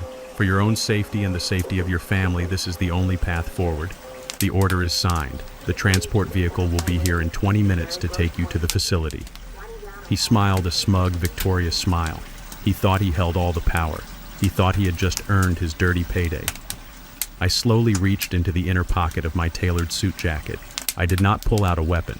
I pulled out a thick, heavy red folder that my lead corporate litigator, Victor, had couriered to my house at midnight. I tossed it onto the cheap laminate desk. It landed with a heavy, satisfying thud that wiped the smile right off the doctor's face. "Let us talk about your condition, Leonard," I said, my voice dropping to a low, lethal register. Dr. Hayes frowned, looking at the red folder as if it were a bomb. "What is this?" "Open it," I commanded. He hesitated, his nervous eyes darting to my face. His trembling hands reached out and flipped the folder open. The first page was a highly classified legal dossier obtained by my private investigators. "I know you lost your medical license in the state of Nevada 4 years ago." I began reciting the facts from memory with ruthless precision.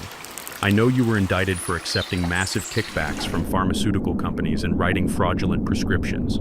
I know you only avoided a 10-year sentence in federal prison by turning state evidence against your partners. And I know that right now you are operating in Illinois under a heavily restricted, deeply monitored probationary license. A license that requires absolute flawless compliance with the medical board." The color instantly drained from Dr. Hayes' face. His skin turned an ashen, sickly gray. His mouth opened, but no sound came out. He looked at the document, seeing his entire criminal history laid out in stark black and white. I leaned forward, planting my hands flat on his desk, invading his space until he shrank back into his chair. "I also know that Preston Vance paid you $5,000 in cash yesterday afternoon to pre-sign that psychiatric hold." I continued, my voice sharp as broken glass. "I know you are desperate enough to risk federal prison again for a quick payday, but you made one fatal mistake, Leonard. You assumed Preston Vance was targeting a helpless old garbage collector." I tapped a thick, manicured finger against the red folder. "I am Leroy Jenkins. I own the building you are sitting in right now. I have a team of corporate lawyers who can have you dragged out of this room in handcuffs before you can even blink. You attempted to participate in a conspiracy to commit medical fraud, elder abuse, and extortion against me. That violates your federal probation. That means you do not just lose your license. You go straight to a federal penitentiary for the rest of your natural life." Dr. Hayes began to hyperventilate. Sweat poured down his forehead, stinging his eyes. He pushed his chair back against the wall, shaking uncontrollably. "Mr. Jenkins, I swear I did not know. Preston told me you were really sick. He told me he just needed to bypass the red tape. I needed the money. Please, you cannot ruin me." I am not going to ruin you, Leonard, I said softly. You are going to save yourself, but you are going to do exactly what I say. I reached across the desk, grabbed the fake dementia evaluation he had signed, and ripped it in half. I dropped the pieces onto the floor. I slid a blank sheet of clinic letterhead toward him and placed a pen on top of it. Pick up the pen, I ordered. He snatched the pen with shaking hands, his eyes wide with absolute terror. I will dictate. You will write, I told him. You will write a sworn, legally binding confession. You will state that Preston Vance approached you, offered you a cash bribe, and instructed you to falsify a medical document to forcibly commit me to an asylum so he could steal my assets. You will sign it, you will date it, and you will apply your official medical seal to the bottom. But if I write that it proves I took the bribe, Dr. Hayes stammered, tears forming in his eyes. Preston will use it against me. Preston Vance is currently under investigation by the Federal Bureau of Investigation for wire fraud and identity theft, I informed him coldly. He is going down, Leonard. The only question is whether you want to go down with him or if you want to be the star witness for the prosecution. Write the letter. Now. Dr. Hayes did not argue anymore. He pressed the pen to the paper and began writing frantically, his handwriting messy but legible. He documented every detail of the bribe, every instruction Preston gave him, and the exact nature of the conspiracy. He signed his name at the bottom and stamped it with his official seal. He slid the paper across the desk to me, his head hanging in total defeat. I picked up the confession, folded it neatly, and placed it into the inner pocket of my jacket. I stood up, adjusting my cuffs. If you contact Preston or Maya to warn them about this, I will hand this confession to the medical board within 60 seconds, I promised him. You will smile, you will nod, and you will stay completely out of my way. I turned around and walked out of the examination room. I strolled down the hallway, my footsteps echoing against the cheap linoleum. When I pushed through the doors into the waiting room, Maya stood up quickly. She looked past me, expecting to see two burly orderlies coming to drag me away in a straitjacket. When she realized I was alone, looking perfectly calm and completely in control, confusion washed over her face. Dad, Maya asked nervously, "Where is the doctor? What did he say?" I looked at the daughter who had just tried to lock me in a cage for the rest of my life. I gave her a warm, bright smile. "The doctor said I am in perfect health." "Maya," I replied cheerfully. "He said my mind is sharper than a 30-year-old's. He said I have absolutely nothing to worry about. Are you ready to go home?" Maya stood frozen in the middle of the waiting room, her jaw clenched, her eyes darting frantically as her entire devious plan collapsed into dust right in front of her. She had absolutely no idea that I was not just walking out of that clinic a free man. I was walking out holding the very weapon that was going to destroy her life. 3 days before the wedding, the walls were finally closing in on Preston Vance and my daughter Maya. My private investigator Marcus had been sending me hourly updates. The situation had escalated from a minor financial panic to a full-blown catastrophe. The Grand Plaza Hotel had officially issued a final warning. If the $35,000 deposit was not paid in full by noon, the Grand Ballroom would be released to another client. The prestigious florist had already halted their production. The luxury caterer was threatening a breach of contract lawsuit. And hovering above all of that social embarrassment was Rocco, the underground lender who was undoubtedly sharpening his knives, waiting for Preston to deliver the cash he did not have. I was sitting at my kitchen table, sipping a hot cup of black coffee, listening to the ticking of the wall clock. I knew they were coming. They had exhausted every other option. The fraudulent credit cards were locked. The fake loan application was frozen. The attempt to throw me into a psychiatric ward and steal my house had failed spectacularly. I was their absolute last resort.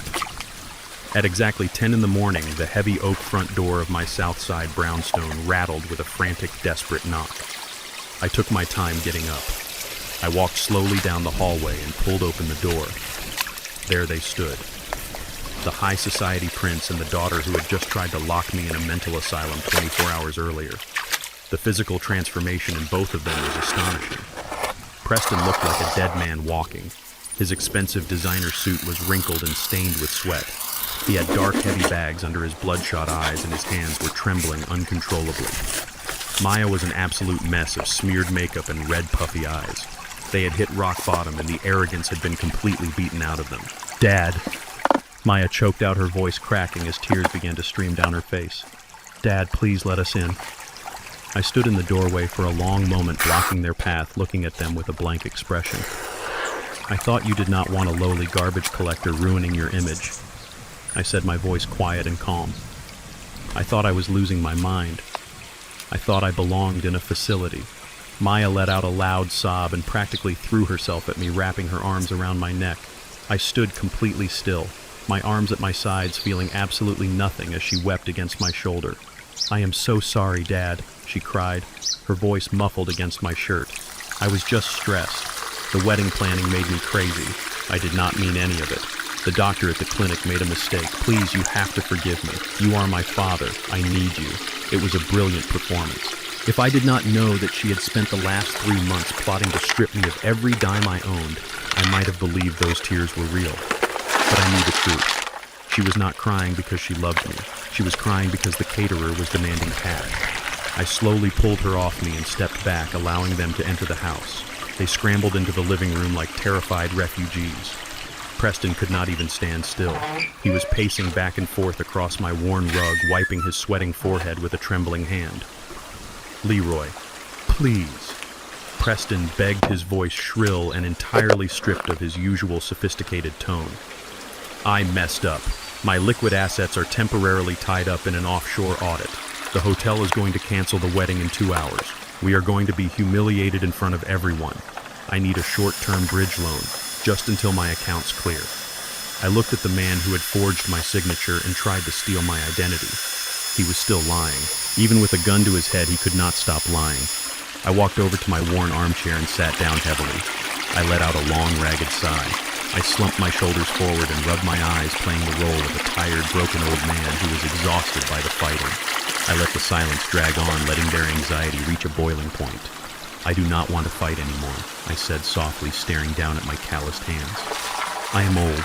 I am tired. I just want my daughter to have a beautiful wedding day. I want peace in my family."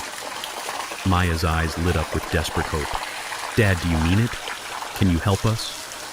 I slowly stood up and walked over to the old metal safe I kept tucked in the corner of the study. I spun the dial, pulled the heavy door open, and reached inside. I pulled out a crisp, certified cashier's check that I had prepared the day before. I walked back into the living room and placed the check face up on the coffee table. Preston and Maya rushed forward, their eyes widening in absolute disbelief. The check was made out to Preston Vance. The amount printed clearly on the official bank paper was $100,000. It was more than enough to pay the venue, the florist, the caterer, and everyone else. And more importantly to Preston, it was a massive chunk of the money he desperately owed to the underground mob. The relief that washed over his face was so intense he actually let out a breathless, hysterical laugh. "Oh my God," Maya gasped, covering her mouth. "Dad, I cannot believe this. Thank you. Thank you so much." Preston reached out eagerly with a shaking hand to snatch the check off the table. Before his fingers could touch the paper, I slammed my hand down over it, pinning it to the wood. Preston froze, looking up at me with wide, terrified eyes. "Not so fast," I said, keeping my voice sounding like a weary father. "I am giving you this money because I love my daughter. But the government watches large cash transfers closely. My union representative gave me a standard gift receipt form to fill out. It just proves to the Internal Revenue Service that this is a family gift and not taxable income. You both need to sign it before you touch this money." I reached into my back pocket and pulled out a folded piece of paper and a black ink pen. I smoothed the document out on the table right next to the $100,000 check. Preston and Maya did not even hesitate. They were completely blinded by the money. They were so desperate, so consumed by their own greed and survival, that they did not bother to read a single line of the document I had placed in front of them. Maya snatched the pen and scribbled her signature at the bottom. She handed the pen to Preston, who frantically scrawled his own name right next to hers. They pushed the paper back toward me, their eyes locked hungrily on the cashier's check. "There," Preston panted, wiping his sweaty brow. "It is signed. We are good. Thank you, Leroy.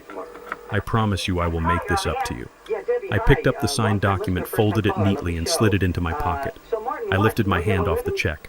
Preston snatched it off the table like a starving dog grabbing a piece of raw meat. "Go," I said softly, turning my back to them. "Go pay for your wedding." They did not need to be told twice. They practically ran out of my house, the heavy front door slamming shut behind them. I stood in the quiet living room listening to the tires of Preston's leased vehicle screech against the asphalt as they sped away. I reached into my pocket and pulled the folded paper back out. I could not help the cold, dark smile that slowly spread across my face. It was not a gift receipt. It was a legally binding, heavily fortified promissory note drafted by Victor, my lead corporate litigator. By signing that paper, Preston and Maya had legally acknowledged that the $100,000 was a high-interest personal loan. But that was not the trap. The trap was buried in the fine print. The document contained a strict acceleration clause and a confession of judgment. It stated that if the borrower had committed any prior acts of financial fraud against the lender, or if the funds were used for anything other than legitimate wedding expenses, the loan went into immediate, uncurable default. And upon default, the lender was granted the absolute legal right to instantly seize any and all assets belonging to the borrowers, without the need for a lengthy court trial. They thought they had just scammed the tired, foolish old garbage collector out of his life savings. They thought they had secured their high society future. They had no idea they had just signed a legal document that gave me the power to strip them of absolutely everything they owned. I walked into the kitchen, poured myself another cup of coffee, and waited for the real show to begin. During the final fitting for her $15,000 wedding dress, my daughter looked at my stained work boots, pinched her nose, and whispered, "You are just a lowly garbage collector. Stand back and do not embarrass me in front of my new family." I did not argue. I did not yell.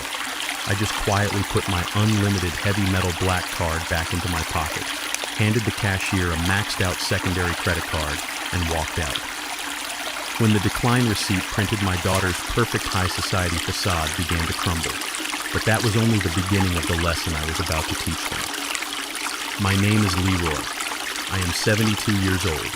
Before I continue this story, let me know what city you are watching from in the comments below. Hit like and subscribe if you believe that respect should never carry a price tag. I sat in my study watching the digital tracking feed Marcus had set up on my secure monitor. The little red dot representing Preston leased BMW was moving rapidly across the digital map of Chicago. It was supposed to be heading straight to the Grand Plaza Hotel to pay the $35,000 deposit. That was the desperate story they had sold me. But the red dot did not go to the hotel. It bypassed the downtown commercial district entirely and headed deep into an industrial park on the west side. I picked up the phone and called Marcus. "Where is he going?" I asked. Marcus let out a low whistle. "Boss, he just pulled into a scrap metal yard owned by the Moretti family. It is a known front for Rocco and his underground lending operation. Preston is not paying for a wedding today.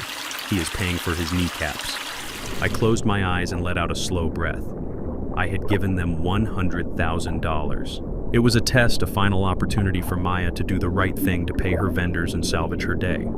Instead, Preston had taken my money to save his own pathetic life, leaving his future wife standing at the altar with unpaid bills. The promissory note they signed stipulated that the funds were exclusively for wedding expenses. By handing that cash over to a mobster, Preston had just triggered the acceleration clause. He was in immediate default. The fallout did not take long. The very next morning, the house of cards finally collapsed. I was listening to the encrypted audio feed from the tracker hidden inside Maya's handbag. I could hear the frantic ringing of her cell phone. It was 8 in the morning, 48 hours before she was supposed to walk down the aisle. "Hello," Maya answered, her voice groggy. There was a pause, then her voice spiked with panic. "What do you mean you are releasing the ballroom? Preston brought the cashier's check yesterday. I saw him leave with it."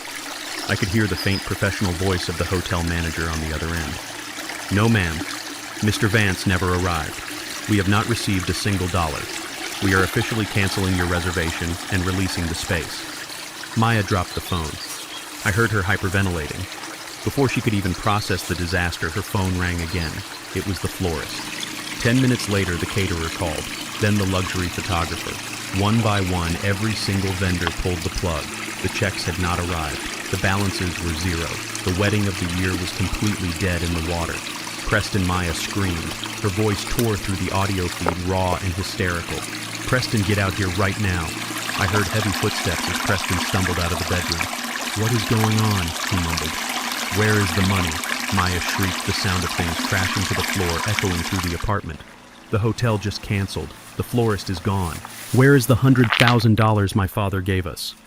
There was a long, suffocating silence. Preston knew he was caught. He had nowhere left to hide. "I had to use it, Maya," Preston finally said, his voice dropping into a defensive growl.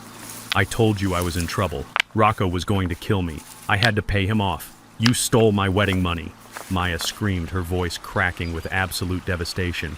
"My father gave that to us to save the wedding, and you gave it to a mobster. You promised me you would pay the venue. You promised me."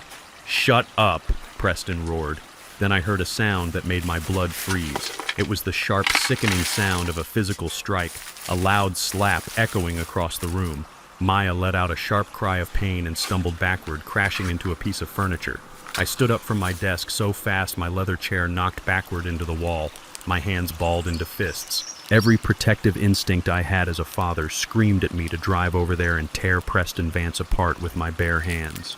I am a patient man, but hearing a man strike my daughter ignited a fire in my soul that almost consumed my logic. But I forced myself to stop. I forced myself to breathe. If I went over there now, I would end up in a jail cell and Preston would walk away playing the victim. I had to let the trap close completely. Through the audio feed, I could hear Maya sobbing softly on the floor. I waited for her to yell at him to leave.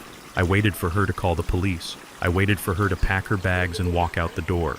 But she did not. Instead, I heard Patricia Vance Preston's mother entering the room. She had been staying in their guest room for the week. She did not ask if Maya was all right. She did not scold her son for laying his hands on a woman. She immediately went into damage control. "Get up off the floor," Patricia snapped coldly. "Crying is not going to fix this. My son did what he had to do to survive. Your father is the one who caused this mess." My father, Maya, wept, her voice trembling. "He gave us the money. Preston stole it. Your father set us up." Preston interrupted quickly, adopting his mother's twisted narrative. "He knew what he was doing. He is a bitter, vindictive old man who wants to see us fail. He gave us that money hoping it would tear us apart. He wants you to be miserable because he is miserable. He has millions of dollars." Maya. Patricia added, her voice dripping with venomous greed. "He lives like a peasant, but he is sitting on a fortune. He watched you suffer. He let you humiliate yourself in that dress shop. He let our family face public disgrace at the restaurant. He is sick in the head. A rational father does not torture his own child. He is losing his mind. They were gaslighting her. They were twisting reality, turning the garbage collector who had just handed them a fortune into the villain of their story. We cannot let him get away with this." Preston said, his voice gaining confidence as he realized Maya was listening instead of fighting back. "He is not mentally fit to manage his own estate. Look at how he is acting, freezing accounts, making up crazy rules. He is unstable. Maya, if we do not take control of his assets right now, he is going to squander your entire inheritance just to spite us." "What are you saying?" Maya asked, her sobs slowing down. "I am saying we go to the courthouse today," Preston urged. "We file an emergency ex parte injunction. We tell the judge your father is having a severe manic episode and is destroying family wealth. As his only daughter, you demand immediate legal conservatorship. We take his accounts, we take the brownstone, we take everything. It is the only way to get the wedding back on track. It is your money anyway." I listened, standing perfectly still in my study. My own daughter had just been struck by a fraudster. Her wedding was ruined. Her future was tied to a criminal. And instead of waking up, she allowed her greed to blind her completely. "Okay," Maya whispered, her voice devoid of any moral compass. "Okay, let us do it. Call the lawyer. Let us take it all." I reached out and turned off the audio feed. The silence in the room was heavy, but my heart was completely steady. The last remaining tether between a father and his daughter had just been severed. She had chosen her path. She had chosen the very people who were destroying her, all because she worshipped the illusion of wealth more than she valued her own flesh and blood. 30 minutes later, my secure line rang. It was Victor, my corporate litigator. Leroy Victor said, his tone razor sharp. "We just got notified by the court clerk.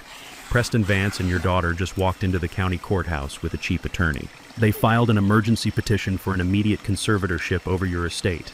They are claiming you are mentally incompetent and are requesting a judge to freeze your assets and grant Maya full power of attorney." I smiled. It was a cold, absolute smile.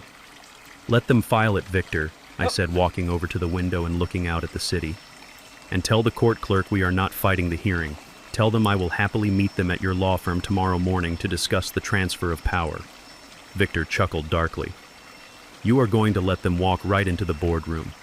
"I am going to let them think they have conquered the world," I replied.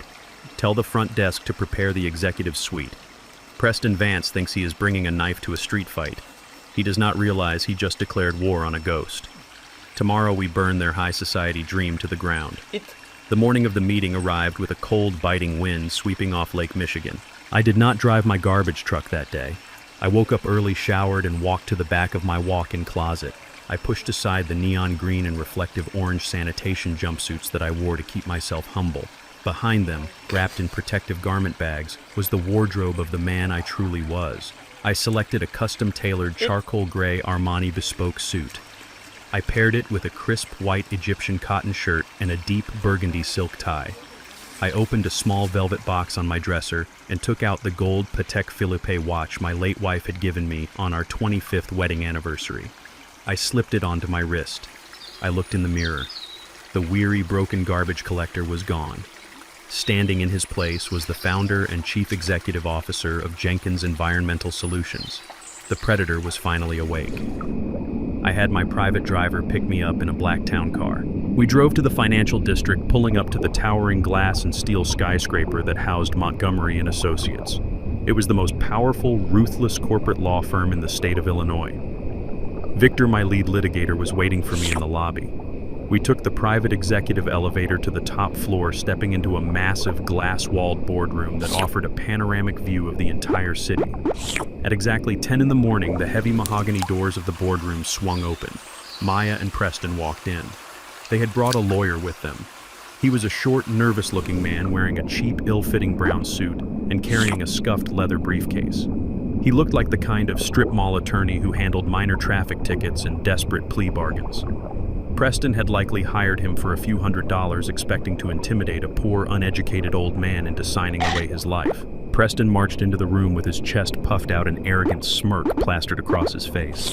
Maya walked closely behind him, her eyes scanning the luxurious surroundings with clear confusion. They had expected to find me sitting in a cramped, dingy public defender's office.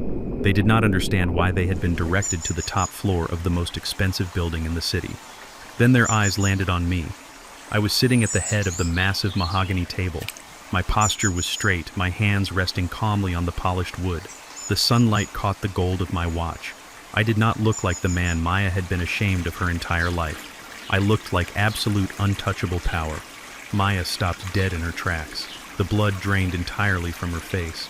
She stared at my tailored suit, her mouth opening and closing like a fish suffocating on dry land. "Dad," she whispered, her voice completely devoid of its usual condescension. "What are you wearing? What is this place?" Preston blinked rapidly, his arrogant smirk melting into a mask of deep uncertainty. He looked at me, then looked at Victor, who was standing beside me in a suit that cost more than Preston's leased car.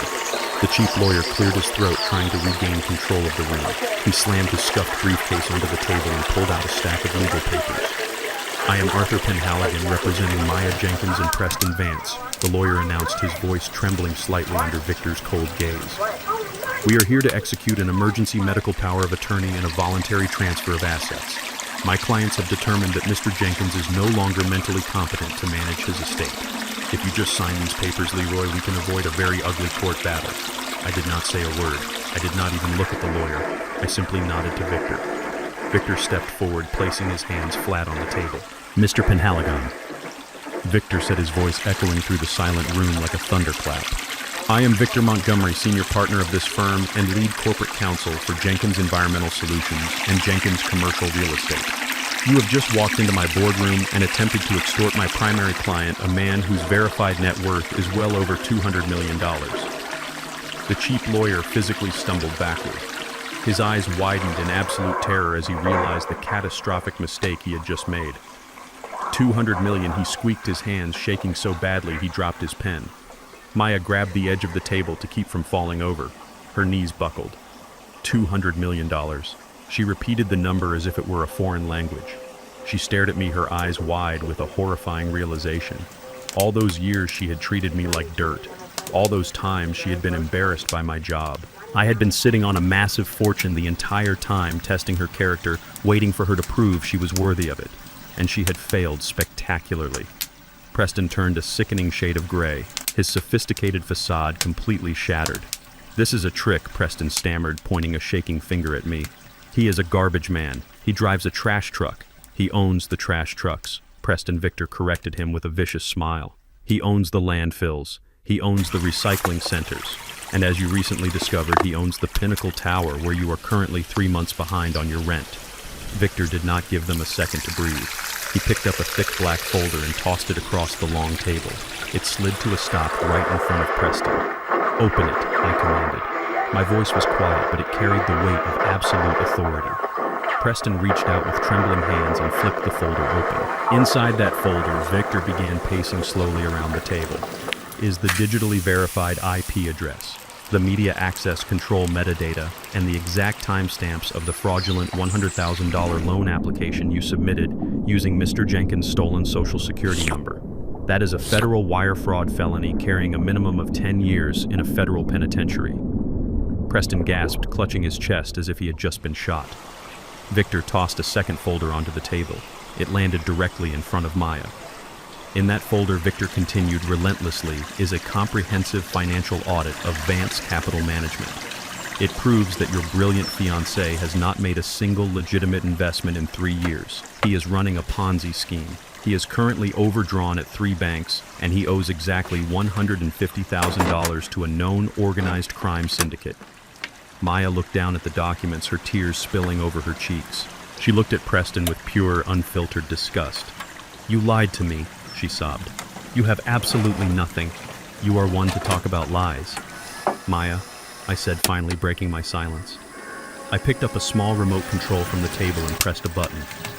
The state-of-the-art surround sound speakers hidden in the boardroom ceiling crackled to life.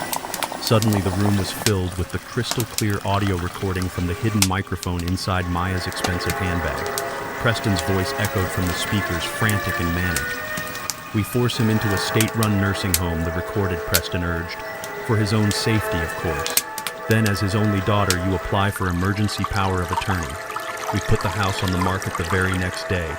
Then came Maya's voice, cold and heartless. "Fine, do it. Call your doctor. Once the wedding is over, he is no use to me anymore." The recording stopped. The silence that followed was so heavy it felt like it was crushing the air out of the room. Maya buried her face in her hands, weeping uncontrollably. She could not look at me. The cheap lawyer was already packing his briefcase, moving silently toward the door, desperate to escape the massive criminal conspiracy he had just walked into. Preston fell to his knees right there in the middle of the boardroom. He pressed his forehead against the plush carpet, sobbing like a terrified child. "Please, Leroy." Preston begged, his voice completely broken. "Please do not call the FBI. I will do anything. I will leave the state. I will leave Maya. Just please do not send me to prison. Rocco will kill me if I go to jail." I looked down at the pathetic, cowardly man who had dared to strike my daughter and tried to steal my life. I had the power to end him right there. I had the federal agents on speed dial. The trap was fully sprung.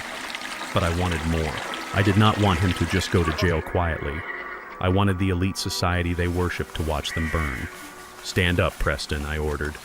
Preston slowly got to his feet, his face stained with tears and mucus. He looked at me with pathetic, desperate hope.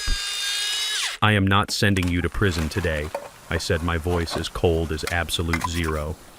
Maya looked up, her eyes wide. "Dad, you are going to let him go." "I am not letting anyone go," I corrected her. "I am simply delaying the execution. You wanted a high society wedding, Maya. You sacrificed your own father to secure a venue and impress a bunch of wealthy snobs. So you are going to have your wedding." Preston blinked, totally confused. "What?" I looked at the two of them, my expression completely unreadable. "You are going to go ahead with the ceremony tomorrow," I instructed them. "You are going to put on your expensive suit, Preston. Maya, you are going to wear the dress you degraded me for. You are going to walk down that aisle and you are going to smile for the cameras. I want you to perform for your elite guests. Let us see exactly how long your high society act lasts before the curtain falls." "But," the vendors, Maya stammered, "they all canceled. We have no venue. We have nothing." Victor smiled, a sharp, terrifying smile. "Mr. Jenkins has generously secured a new venue for you," Victor informed them. "He also paid a premium to reinstate the caterer and the florist. The wedding will proceed exactly as planned tomorrow morning."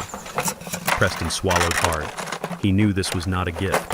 He knew this was a march to the gallows, but he was too terrified to say no. "Get out of my boardroom," I commanded.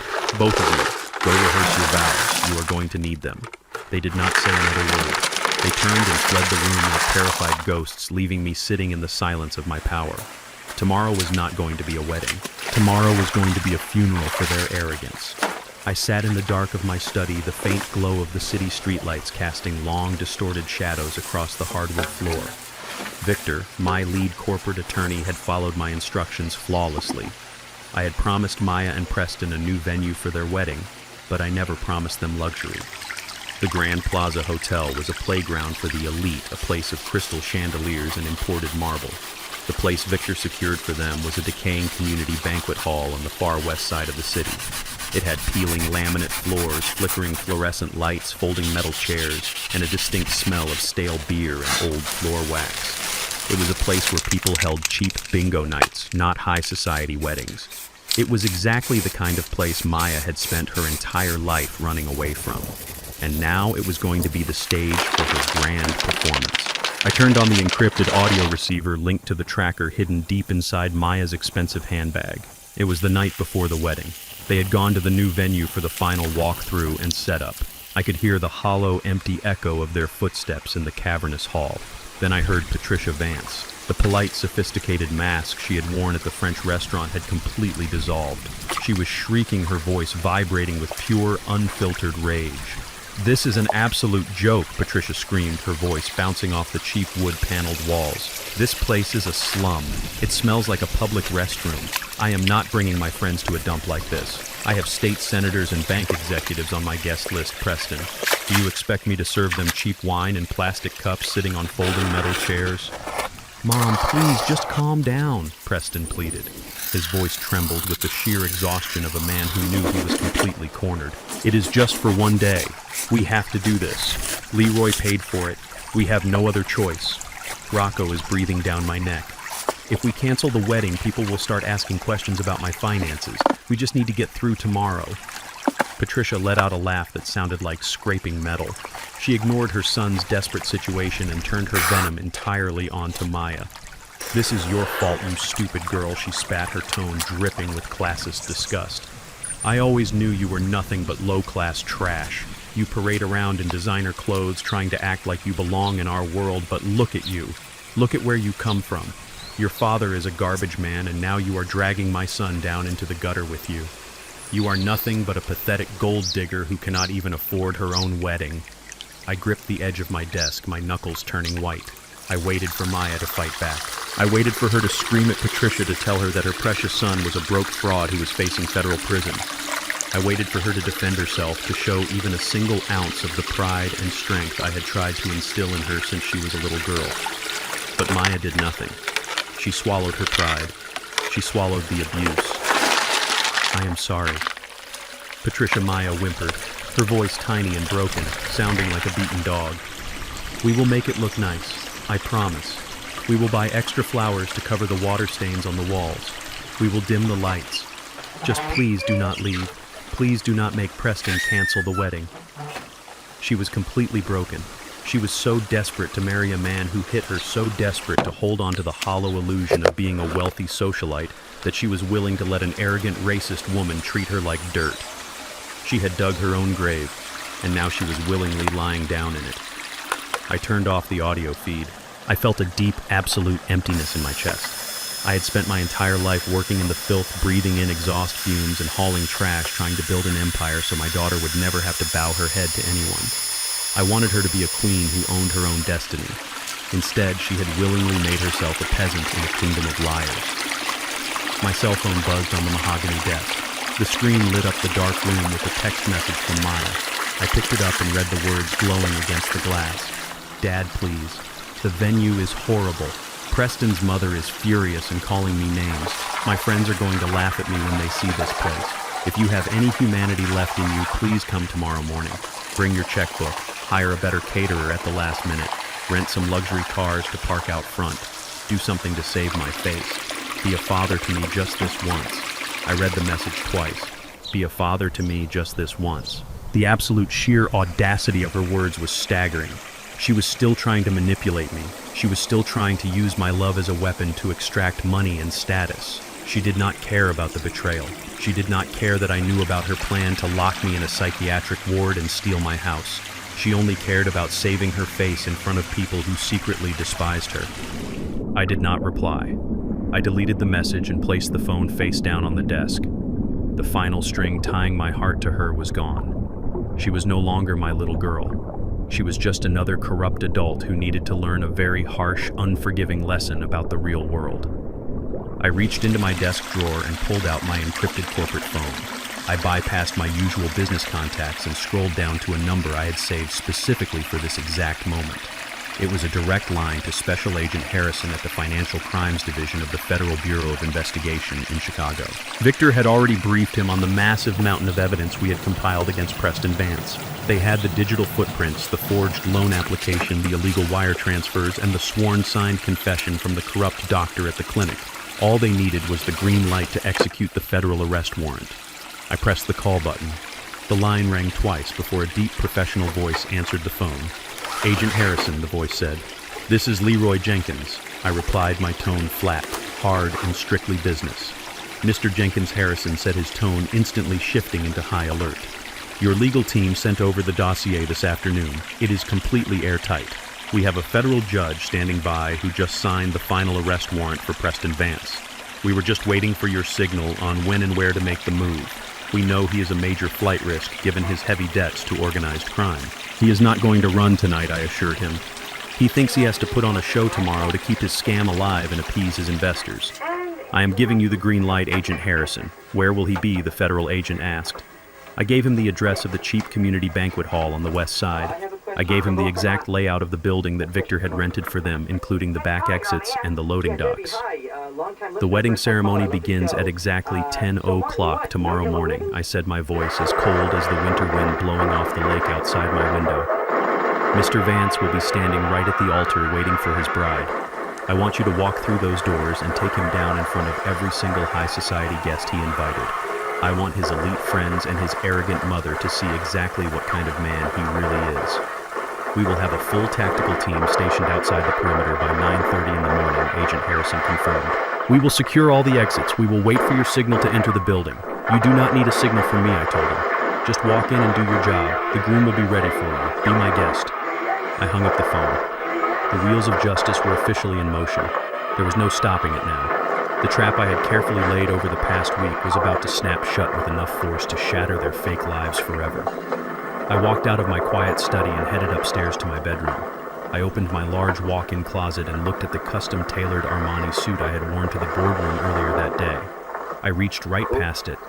I grabbed the neon green and reflective orange sanitation jumpsuit that I wore on my Tuesday routes. It still had faint grease stains on the knees and smelled faintly of diesel fuel. I laid it out carefully on the foot of my bed, smoothing out the wrinkles with my heavy hands. Maya wanted to hide the garbage collector from her fancy friends. She wanted to erase where she came from. Tomorrow I was going to remind her. I was going to walk right into the middle of that wedding wearing the exact same clothes she was so ashamed of, and I was going to watch her world burn to the ground. During the final fitting for her $15,000 wedding dress, my daughter looked at my stained work boots, pinched her nose, and whispered, "You are just a lowly garbage collector. Stand back and do not embarrass me in front of my new family." I did not argue. I did not yell. I just quietly put my unlimited heavy metal black card back into my pocket, handed the cashier a maxed out secondary credit card, and walked out. When the decline receipt printed my daughter's perfect high society facade began to crumble. But that was only the beginning of the lesson I was about to teach them. My name is Leroy. I am 72 years old. Before I continue this story, let me know what city you are watching from in the comments below. Hit like and subscribe if you believe that respect should never carry a price tag. The community banquet hall on the west side of Chicago was a masterpiece of urban decay. I sat in the back of my black town car across the street watching the luxury vehicles pull into the cracked, pothole-ridden parking lot. Mercedes Bentleys and Range Rovers navigated around discarded fast food cups and shattered glass. The high society guests stepped out of their expensive cars, the women in designer gowns, and the men in tailored tuxedos. They looked around in absolute bewilderment. Some checked their gold-embossed wedding invitations, convinced they had entered the wrong address into their navigation systems. But they had not. This was the venue Victor had secured. This was the stage for the final act of Maya and Preston's grand lie. Inside the hall was a suffocating box of cheap wood paneling and flickering fluorescent lights, I had a live audio feed from the microphone inside Maya's handbag, but my private investigator Marcus had also managed to slip inside posing as a catering assistant. He was sending me live updates through an earpiece. The atmosphere was incredibly tense. The guests were sitting on cold metal folding chairs that squeaked loudly with every movement. There were no crystal chandeliers, only water-stained ceiling tiles. The floral arrangements that Victor had ordered at the last minute were cheap, wilted grocery store bouquets stuffed into plastic vases. The smell of stale beer and industrial bleach hung heavy in the air. The elite socialites were whispering behind their hands, throwing disgusted glances around the room. This was not the society event of the season. It was a spectacular social disaster.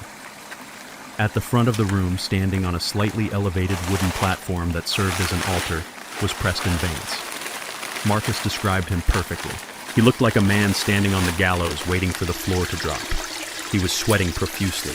Large, dark, wet circles had formed under the arms of his tailored navy suit. He kept shifting his weight from foot to foot, wiping his forehead with a handkerchief. He was not looking down the aisle waiting for his beautiful bride. He was darting his eyes toward the exits, terrified that Rocco's thugs were going to walk through the doors and break his legs right there on the altar. He was a trapped rat, and he knew it. Sitting in the front row was Patricia Vance. Even in the middle of a decaying community center, she was trying to maintain her arrogant facade. She sat with her spine completely rigid, wearing a ridiculously expensive emerald green dress, her neck draped in pearls. She was using a paper program to fan her face, ignoring the sympathetic and mocking stares of her wealthy friends sitting behind her. Marcus heard her whispering to a bank executive's wife, claiming that Maya had insisted on this venue to support a local charity initiative. It was a pathetic, transparent lie. Everyone in that room knew they were sitting in a cheap hall because the money had run dry. The Vance family reputation was actively bleeding out onto the dirty laminate floor. Then the music started. There was no live string quartet. There was no grand piano. It was a scratchy, distorted recording playing through blown-out speakers mounted in the corners of the room. The guests stood up the metal chairs, clattering loudly. Maya walked through the side doors. She was wearing her $15,000 Vera Wang gown, the dress she had humiliated me over just a week ago. But the heavy, pristine white silk dragged across the sticky, unwashed floor, collecting dirt with every step. She was walking alone. She had begged me to come save her face, but I was not there. Her eyes were red and swollen. Her makeup had been applied heavily to hide her exhaustion, but she just looked hollow. She did not look like a triumphant high society bride. She looked like a prisoner walking to her cell. She reached the altar and stood next to Preston. They did not smile at each other. They did not hold hands with the warmth of a couple in love. They stood stiffly, staring straight ahead as the minister began to speak. I opened the door of my town car and stepped out onto the pavement. I had laid out my sanitation uniform the night before, fully intending to wear it. But when I woke up, I realized that showing up as a garbage collector would only give Patricia Vance and her snobby friends a reason to dismiss me. It would allow them to write off the entire disaster as the fault of a low-class father. I could not allow that. If I was going to crush a man who worshipped status and power, I had to show him that I possessed more status and power than he could ever comprehend. I was wearing my custom charcoal gray Armani bespoke suit. My shoes were polished Italian leather. The gold Patek Philippe watch rested heavily on my wrist. I did not look like a man who hauled trash. I looked exactly like what I was. The founder and chairman of a $200 million corporate empire. Standing on the sidewalk waiting for me were two men in dark conservative suits. Their posture was rigid, their eyes scanning the surroundings with professional intensity. Gold federal badges were clipped securely to their belts. Special Agent Harrison stepped forward and gave me a curt nod. "We are ready when you are, Mr. Jenkins," Agent Harrison said, his voice low and serious. "We have the perimeter secured. No one leaves until we have our man." "Let us go," I replied. We walked across the cracked parking lot and approached the heavy double doors at the main entrance of the hall. I did not knock. I did not wait for an invitation. I placed both hands on the metal push bars and shoved the doors open with a violent, echoing crash. The heavy wooden doors slammed against the interior walls. The bright morning sunlight flooded into the dim, dreary room, casting long shadows down the center aisle. The scratchy wedding music cut off abruptly. The minister stopped speaking mid-sentence. Every single head in the room snapped around to look at the entrance. 130 high society guests gasped in collective shock. I stood in the doorway framed by the light. To my left and right stood two heavily armed federal agents. I looked down the long, dirty aisle, my eyes locking directly onto Preston Vance. The color instantly drained from Preston's face. His jaw dropped open. He staggered backward, knocking over a cheap floral arrangement. It shattered on the floor, but no one looked at it. All eyes were on me. Patricia Vance stood up from the front row, her pearls clicking against her chest. She looked at my tailored suit, my watch, and my absolute commanding presence. She looked completely bewildered. This was not the poor, ignorant man she had insulted at the French restaurant. The man standing at the back of the room radiated a kind of wealthy, terrifying authority she had never encountered before. Maya let out a choked gasp. "Dad," she whispered. Her voice carried through the silent hall. I did not smile. I did not look angry. I looked completely ruthlessly indifferent. I began to walk down the center aisle. My leather shoes clicked sharply against the laminate floor, the sound echoing like a ticking clock counting down the final seconds of their fake lives. Agent Harrison and his partner walked slowly behind me, their hands resting near their tactical belts. The wealthy guests shrank back into their metal chairs as I passed by. They could sense the danger. They could see the federal badges. The room was paralyzed by a sudden, suffocating tension. I reached the front of the room and stopped right at the edge of the wooden platform. I looked at Patricia, who was trembling, clutching her silk purse. I looked at Maya, whose $15,000 dress was stained with dirt at the hem. And finally, I looked at Preston. He was practically hyperventilating. Sweat poured down his face, ruining his perfectly styled hair. He looked past me, his terrified eyes fixing on the federal agent standing at the end of the aisle. He knew exactly what was happening. His Ponzi scheme, his forged loan, his attempt to steal my identity and lock me in a psychiatric ward. All his sins had finally caught up to him. Leroy Preston stammered, his voice cracking into a pathetic, high-pitched squeak. "Leroy, what are you doing? We can talk about this." I adjusted my cuffs, slowly taking my time. I looked him dead in the eye, stripping away the last remaining shred of his false dignity in front of everyone he had ever tried to impress. "We are done talking, Preston," I said, my voice echoing clearly across the dead silent room. "I just came to take out the trash." The echo of my words hung in the stale air of the banquet hall. I just came to take out the trash. No one moved. No one breathed. The wealthy guests, sitting on their cheap metal chairs, were paralyzed. They had come to witness a high society union, and instead they were sitting in the front row of a federal takedown. The minister, a frail man holding a small black book, looked completely terrified. He glanced at Preston, then at the federal agents flanking me, and then down at his shoes. The silence was so heavy it felt like the walls were closing in. Preston swallowed hard. He tried to force a smile, a pathetic, trembling grimace that made him look completely deranged. "Leroy, please," Preston whispered, his voice cracking. "You are making a scene. Let us just finish the ceremony, and I swear to you we can step into the back room and sort out whatever misunderstanding this is." Maya looked at me, her face pale, her eyes pleading. But she did not ask me to stop. She was finally realizing that the man standing next to her was not a savior. He was an anchor tied to her ankles, dragging her down into the abyss. I did not answer him. I just stared at him with eyes as cold and unforgiving as a Chicago winter. The minister, desperate to break the suffocating tension, foolishly decided to continue. He cleared his throat, his hands shaking violently. "Dearly beloved," he stammered, his voice echoing weakly through the blown-out speakers. "We are gathered here today to join this man and this woman in holy matrimony." He was rushing through the words, skipping entire sections of the script, just wanting to get to the end so he could escape the room. Preston turned his attention back to Maya, desperate to complete the legal binding before the handcuffs came out. He reached into his tuxedo pocket and pulled out a small velvet box. His hands were shaking so badly he almost dropped it. He opened the box, revealing a massive, glittering diamond ring. He looked at Maya, his eyes wide with a frantic, manic urgency. "Just say yes, Maya," he whispered sharply. "Just get through the vows." The minister rushed to the final traditional question. "If anyone here can show just cause why these two should not be lawfully joined, speak now or forever hold your peace." The words had barely left his lips before I stepped forward. My leather shoes clicked against the laminate floor. "I object," I said. My voice was not a shout. It was a deep, resonant boom that vibrated through the floorboards.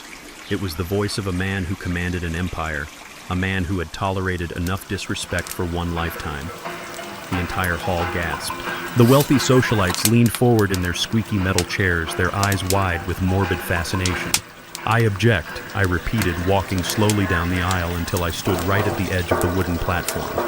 Because the groom does not even have the money to pay for the ring he is currently holding in his sweaty hands. Preston froze. The velvet box in his hand trembled. That is a lie, he sputtered, his voice high and defensive. This is a custom-cut diamond. I paid for it in cash. You have not paid for anything in cash in 3 years, Preston, I replied smoothly, looking him dead in the eye. That ring was financed through a high-interest jeweler under a shell corporation that went bankrupt 2 months ago. You are standing up here trying to marry my daughter, trying to act like a titan of finance, but the suit you are wearing is past due. The car you drove here in is slated for repossession, and you owe a very dangerous man $150,000 by the end of this week. The crowd erupted into loud, frantic whispers. The illusion was completely shattered. The high society guests, the people Preston had invited specifically to lure into his Ponzi scheme, were now looking at him with absolute disgust. They were sharks, and there was blood in the water. Patricia Vance jumped up from the front row. Her face was purple with rage. "How dare you!"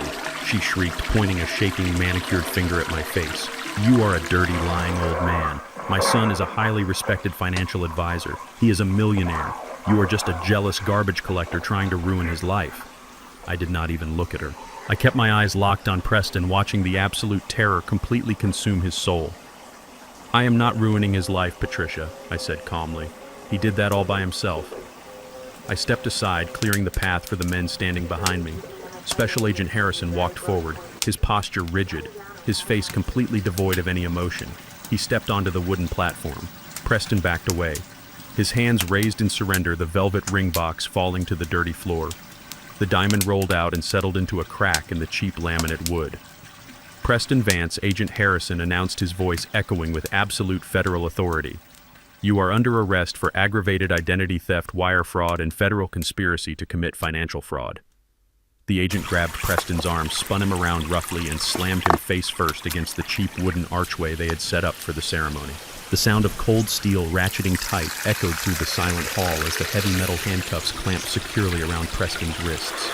The hall descended into absolute chaos. Women screamed. Men stood up, pulling out their phones to record the spectacle. Maya collapsed to her knees on the platform, the heavy silk of her Vera Wang dress pooling around her in the dirt. She covered her face with her hands, sobbing uncontrollably as she watched the sophisticated man she had chosen over her own father get treated like a common street criminal. "No," Preston screamed, his voice cracking into a pathetic, high-pitched wail as the federal agents patted him down. "No, please, there is a mistake. Leroy, tell them it is a mistake. I will sign whatever you want. I will leave Maya alone. Just do not let them take me. I cannot go to federal prison. Rocco will find me in there. They will kill me." I looked down at him. The man who had slapped my daughter, the man who had tried to steal my identity, the man who had plotted to lock me in a psychiatric ward was now begging me for his life. "You should have thought about that before you tried to forge my name." "Preston," I said coldly, "enjoy the accommodations. I hear they do not serve expensive French wine in federal lockup." Patricia Vance lost whatever was left of her mind. She rushed the altar, her expensive pearls swinging wildly around her neck. She grabbed Agent Harrison's arm, trying to pull him away from her son. "Let him go," she shrieked hysterically. "Do you know who we are? We have connections. I will have your badge for this. I will sue this entire city. I am calling our lawyers right now. We will destroy you." Agent Harrison did not even flinch. He simply looked at another agent who stepped forward and firmly restrained Patricia, pulling her away from the arrest. "Ma'am, if you interfere with a federal investigation, you will be leaving in handcuffs as well," the second agent warned her sternly. Patricia stopped fighting, but she continued to scream, directing all her venom at me. "You did this, you worthless piece of trash!" She spat, her face contorted with pure hatred. "You set him up. You ruined my family. You will pay for this. My lawyers will take every last dime you have." I stood perfectly still, letting her rage wash over me without feeling a single ounce of intimidation. She was a loud, desperate woman who had just realized her entire identity was built on a crumbling foundation of lies. I waited until she ran out of breath. I waited until the room fell relatively quiet again, the only sounds being Maya's quiet sobbing and Preston's pathetic whimpering as the agents hauled him toward the side door. I am not done yet, Patricia, I said softly. My voice cut through the remaining noise in the room, sharp and deadly. I looked over my shoulder and gave a single subtle nod toward the back of the hall. Victor, my lead corporate litigator, stepped out from the shadows. He was carrying a sleek leather briefcase. He walked down the aisle with the calm, predatory confidence of a man who was about to deliver a fatal blow. The arrests were for the government. What came next was for me. The real lesson had just begun. Victor walked down the center aisle of the decaying banquet hall. The sharp, authoritative click of his polished shoes against the laminate floor was the only sound in the room.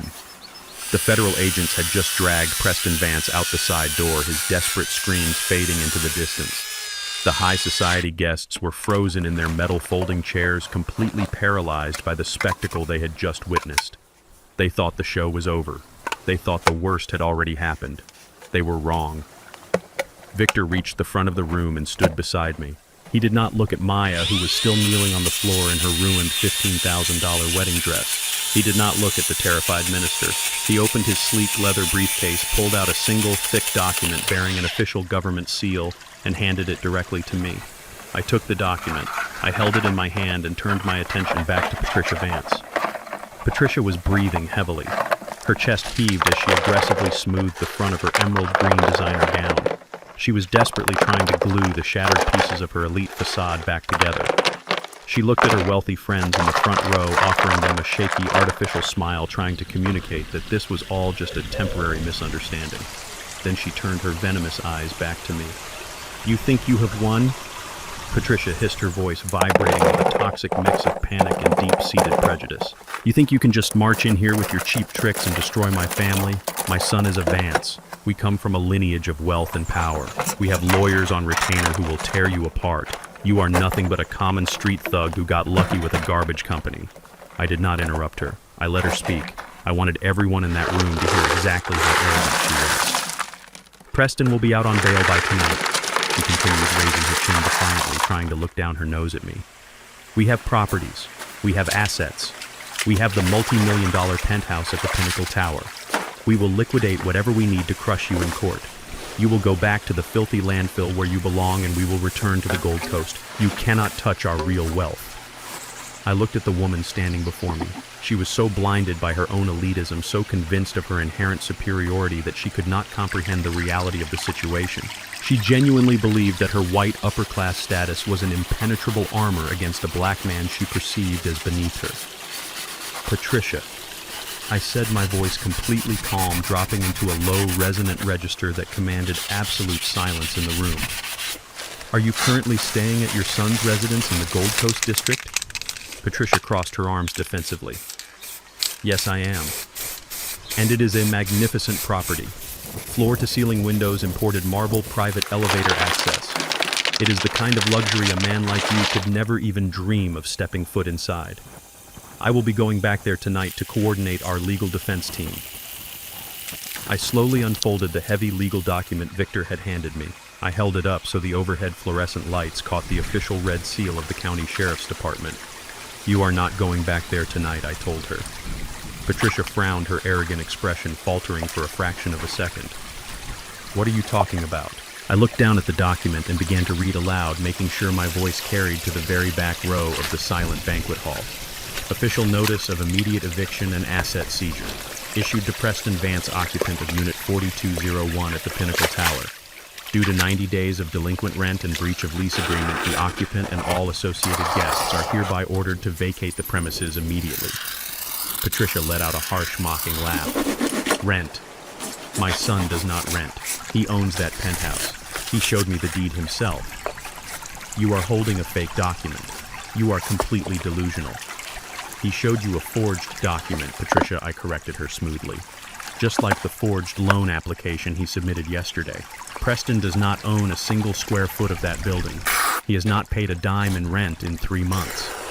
I took a slow, deliberate step toward her. She instinctively took a step back, her confidence finally beginning to crack under the weight of my absolute certainty. "And do you want to know the best part, Patricia?" I asked softly. She stared at me, her eyes wide, her breathing becoming shallow. She did not answer. I leaned in just slightly, ensuring my next words would be etched into her memory for the rest of her miserable life. Mrs. Vance, the penthouse your son is living in belongs to Jenkins Real Estate. I am the sole owner of that building. Your son is my delinquent tenant. The blood vanished from Patricia's face. Her skin turned an ashen, sickly gray. Her jaw went slack. Your family has exactly 24 hours to clear out of my property. I continued, delivering the final fatal blow without a single ounce of mercy. Because if you are not gone by tomorrow morning, I am going to send my garbage truck to haul all of your designer clothes, your expensive jewelry, and your precious elite status straight to the city dump. The cognitive dissonance hit her like a physical shockwave. Her brain simply could not process the information. The wealthy, aristocratic socialite had just realized that her entire existence, her safe haven, her ultimate symbol of status, was owned outright by the black sanitation worker she had spent months treating like absolute dirt. The man she refused to breathe the same air as was her landlord. The man she called a lowly garbage collector held the deed to her entire fake reality. Patricia gasped for air. She brought her hands up to her throat, clutching her expensive pearl necklace so hard the string snapped. Dozens of white pearls cascaded down the front of her dress, bouncing and scattering across the dirty laminate floor with a sound like falling hail.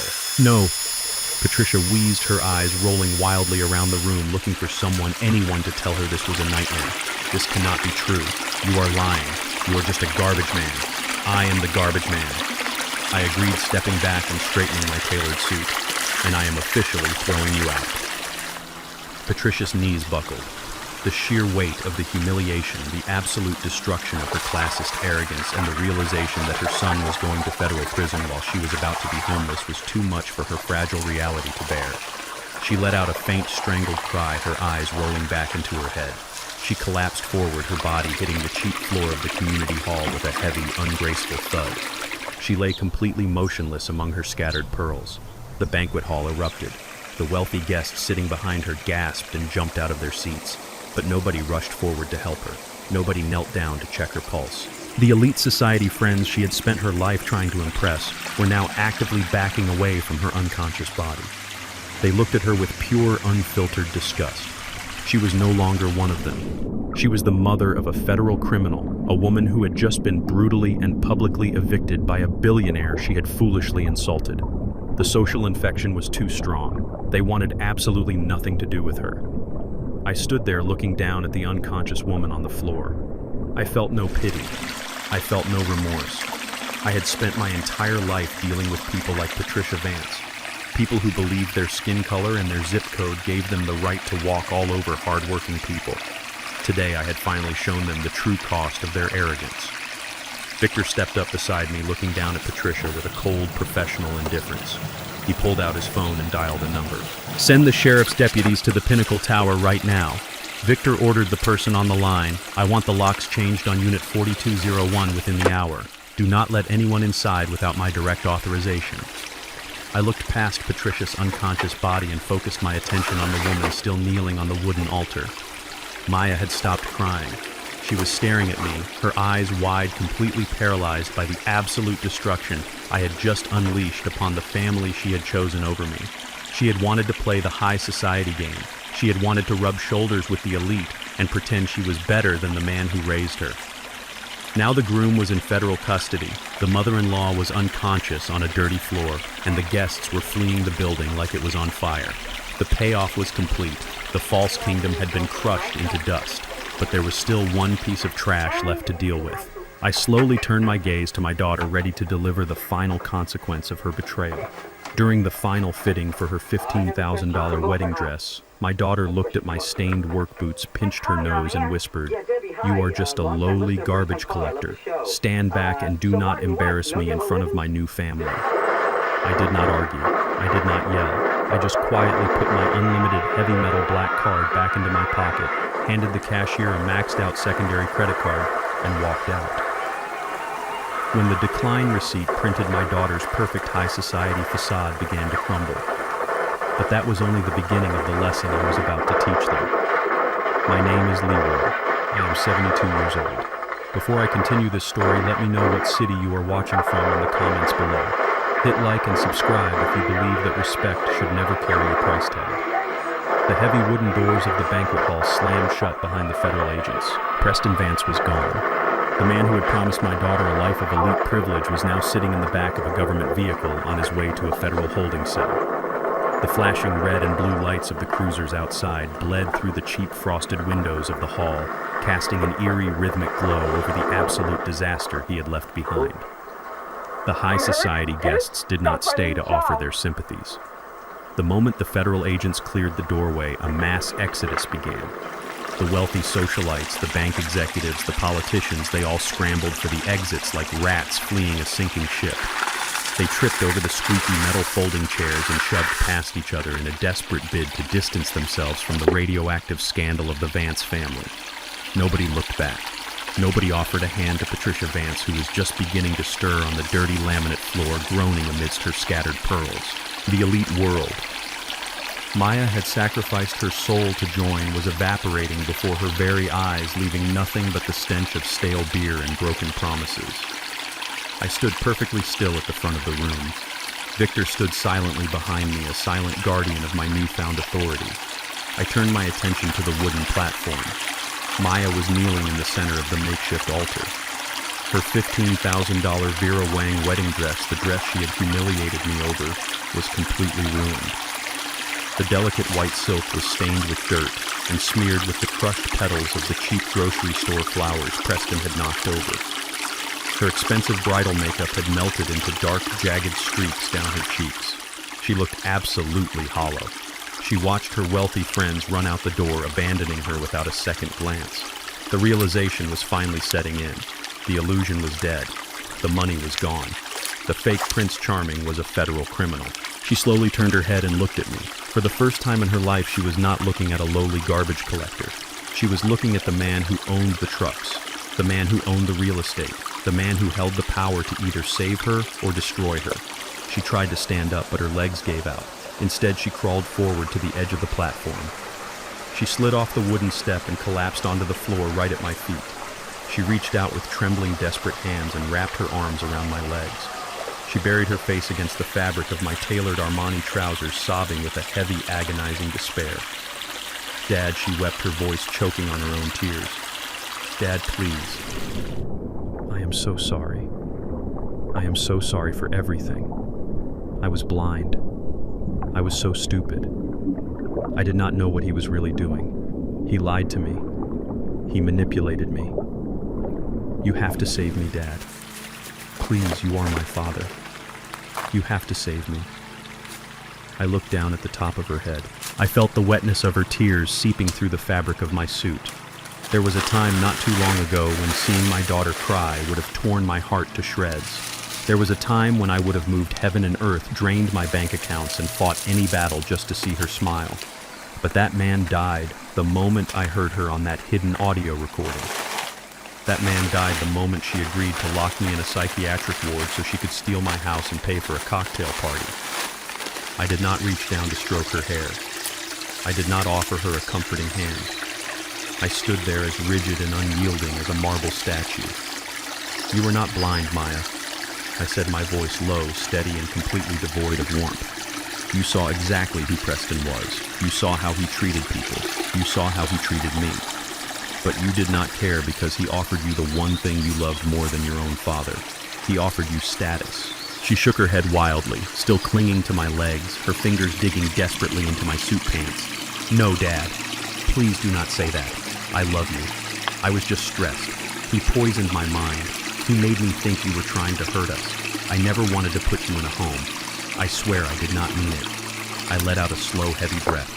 The lies were still spilling out of her mouth even now, even when all the cards were on the table. She was not crying because she regretted betraying me. She was crying because her golden ticket had just been revoked and she was terrified of the consequences.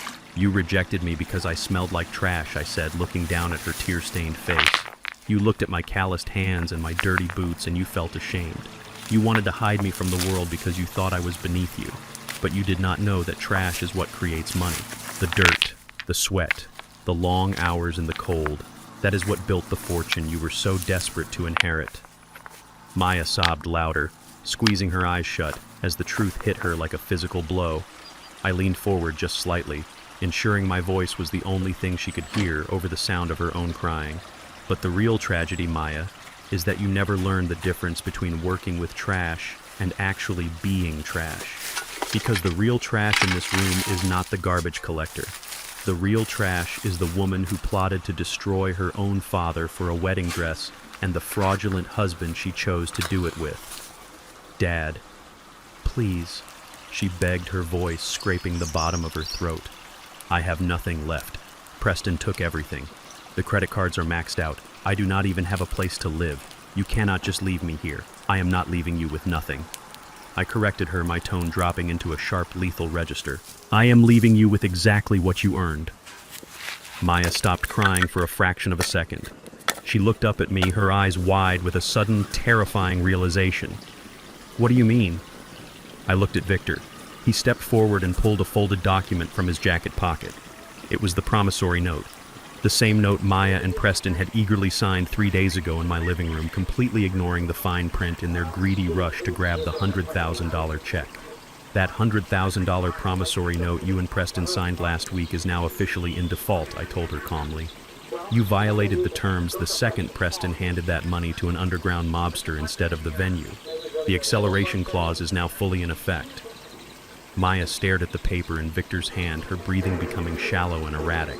She finally understood the magnitude of the trap she had walked into. That means I legally own your debts now, I continued, showing absolutely no mercy. And I am exercising my right to immediate asset seizure. That luxury SUV you have been driving around town to impress your friends will be repossessed by my bank representatives tomorrow morning at 8 o'clock. Your personal bank accounts have already been frozen to cover the remaining balance of the loan. You wanted to live in the high society world, Maya. Welcome to the real cost of doing business. No, Maya screamed, her voice tearing through the empty hall. No, you cannot do this to me. I am your daughter. You are supposed to protect me. I protected you your entire life, I replied, my voice echoing with a final absolute authority. And it turned you into a monster. Now it is time for the world to teach you the lessons you refuse to learn from me. I took a step back. I physically pulled my leg out of her desperate grip. Her hand slipped off my trousers and hit the dirty laminate floor. She scrambled forward, trying to grab me again, but Victor stepped neatly between us, blocking her path. We are done here, I said. I turned my back on the woman who used to be my little girl. I did not look at Patricia Vance, who was sitting up now, clutching her broken pearls and weeping silently in the front row. I did not look at the shattered floral arrangements or the overturned metal chairs. I fixed my eyes on the heavy double doors at the front of the room. I walked down the center aisle, my footsteps steady and measured. I could hear Maya screaming my name behind me. She was begging, pleading, apologizing over and over again, her voice cracking with the absolute agony of a woman who had just lost everything she ever cared about. The sound of her despair echoed off the walls, a haunting melody of complete and total ruin. But I did not stop. I did not turn around. I pushed the heavy doors open and walked out into the bright Chicago sunlight. The cold wind hit my face, and for the first time in 28 years, I felt completely, undeniably free. 1 month has passed since the morning I walked into that decaying banquet hall and shattered a false reality. A crisp, cool breeze sweeps off Lake Michigan this morning as I sit high up in the cabin of my 12-ton garbage truck. The deep, heavy rumble of the diesel engine vibrates through my boots. I am wearing my neon green and reflective orange sanitation jumpsuit. I still drive my Tuesday route. Some habits keep a man grounded. Some routines remind a man exactly who he is and where he came from. I turn the massive steering wheel, guiding the truck through a busy commercial district on the edge of the city. I slow down as I approach a red traffic light outside a modest, crowded diner. Through the large plate glass window, I see a waitress furiously wiping down a sticky table. She is wearing a cheap polyester uniform, a stained apron tied around her waist, and her hair is pulled back into a messy, exhausted ponytail. It is Maya. There are no Vera Wang silk gowns anymore. There are no crystal champagne flutes or high society friends laughing at her jokes. There is only the harsh, unforgiving reality of minimum wage and customer complaints. My daughter used to look at service workers as if they were an entirely different species, invisible people meant only to serve her needs. Now she is one of them. She is working double shifts just to pay off the massive financial hole she dug for herself when she signed that promissory note. She pauses her cleaning and looks up through the diner window, Her eyes lock onto the massive garbage truck idling at the light, and then they lock onto me sitting in the driver's seat. I do not wave, I do not scowl, I do not feel anger or sadness. I just look at her with absolute peaceful indifference. The light turns green. I step on the gas pedal, the engine roars, and I drive away, leaving her standing there with her dirty rag and her mountain of debt. Preston is faring much worse. Victor, my lead corporate attorney, called me yesterday with the final update on his case. Preston took a blind plea deal to avoid a lengthy and embarrassing federal trial, hoping for leniency. The federal judge did not show any. Preston was sentenced to 8 years in a medium-security federal penitentiary for wire fraud, identity theft, and conspiracy. He traded his custom-tailored Navy suits for a standard-issue orange jumpsuit. There are no luxury penthouses or offshore accounts where he is going. He is finally paying the ultimate price for his arrogance. His mother, Patricia, is completely out of the picture. After I evicted her from my property in the Gold Coast district, her elite friends abandoned her entirely. The social stigma of a federal criminal son was a stain they refused to be associated with. She is currently renting a tiny one-bedroom apartment far outside the city limits, completely isolated from the wealthy world she worshipped. I pull my truck into the main gates of Jenkins Environmental Solutions. I park it in its designated spot, turn off the engine, and climb down the metal steps. I walk into my main office and sit down at my large oak desk. Sitting right in the center of the desk is a confirmation receipt from the bank. The $150,000 I had originally set aside in a trust for Maya's wedding is completely gone. I transferred every single penny of it yesterday afternoon. I did not keep it, and I certainly did not invest it in another property. I donated the entire fund to a community center on the south side of Chicago. It is an organization dedicated to providing trade skills, financial literacy, and mentorship programs for underprivileged Black youth. I am using that money to build futures for young men and women who actually know the value of a dollar. Kids who will never be ashamed of having dirt on their hands or sweat on their brows. I stand up and walk over to the small coffee maker in the corner of my office. I pour myself a hot cup of black coffee.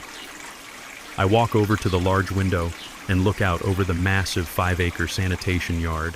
My trucks are rolling out, my crews are working hard, and the sun is shining brightly over the city I helped build.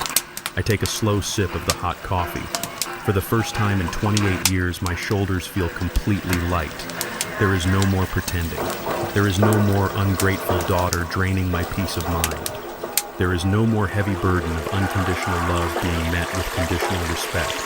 I am just a man who built an empire from the trash up, and I have finally taken out the garbage in my own life. I am absolutely undeniably free. Respect is a mirror, not a price tag. When you judge someone by the dirt on their clothes or the calluses on their hands, you expose the poverty of your own soul. Money can buy luxury, but it cannot buy loyalty, dignity, or class. Family is not a free pass for exploitation, and kindness should never be mistaken for weakness. A title or a fancy suit means nothing if the character wearing it is bankrupt.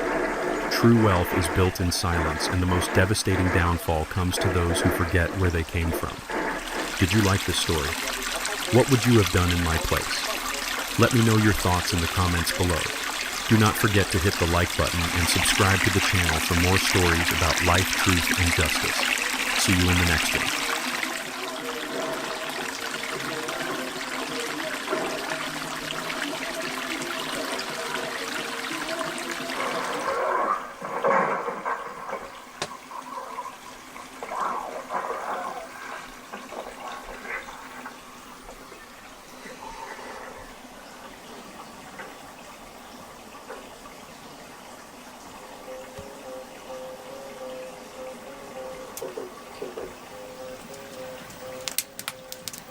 WGNFM radio from the very gross point.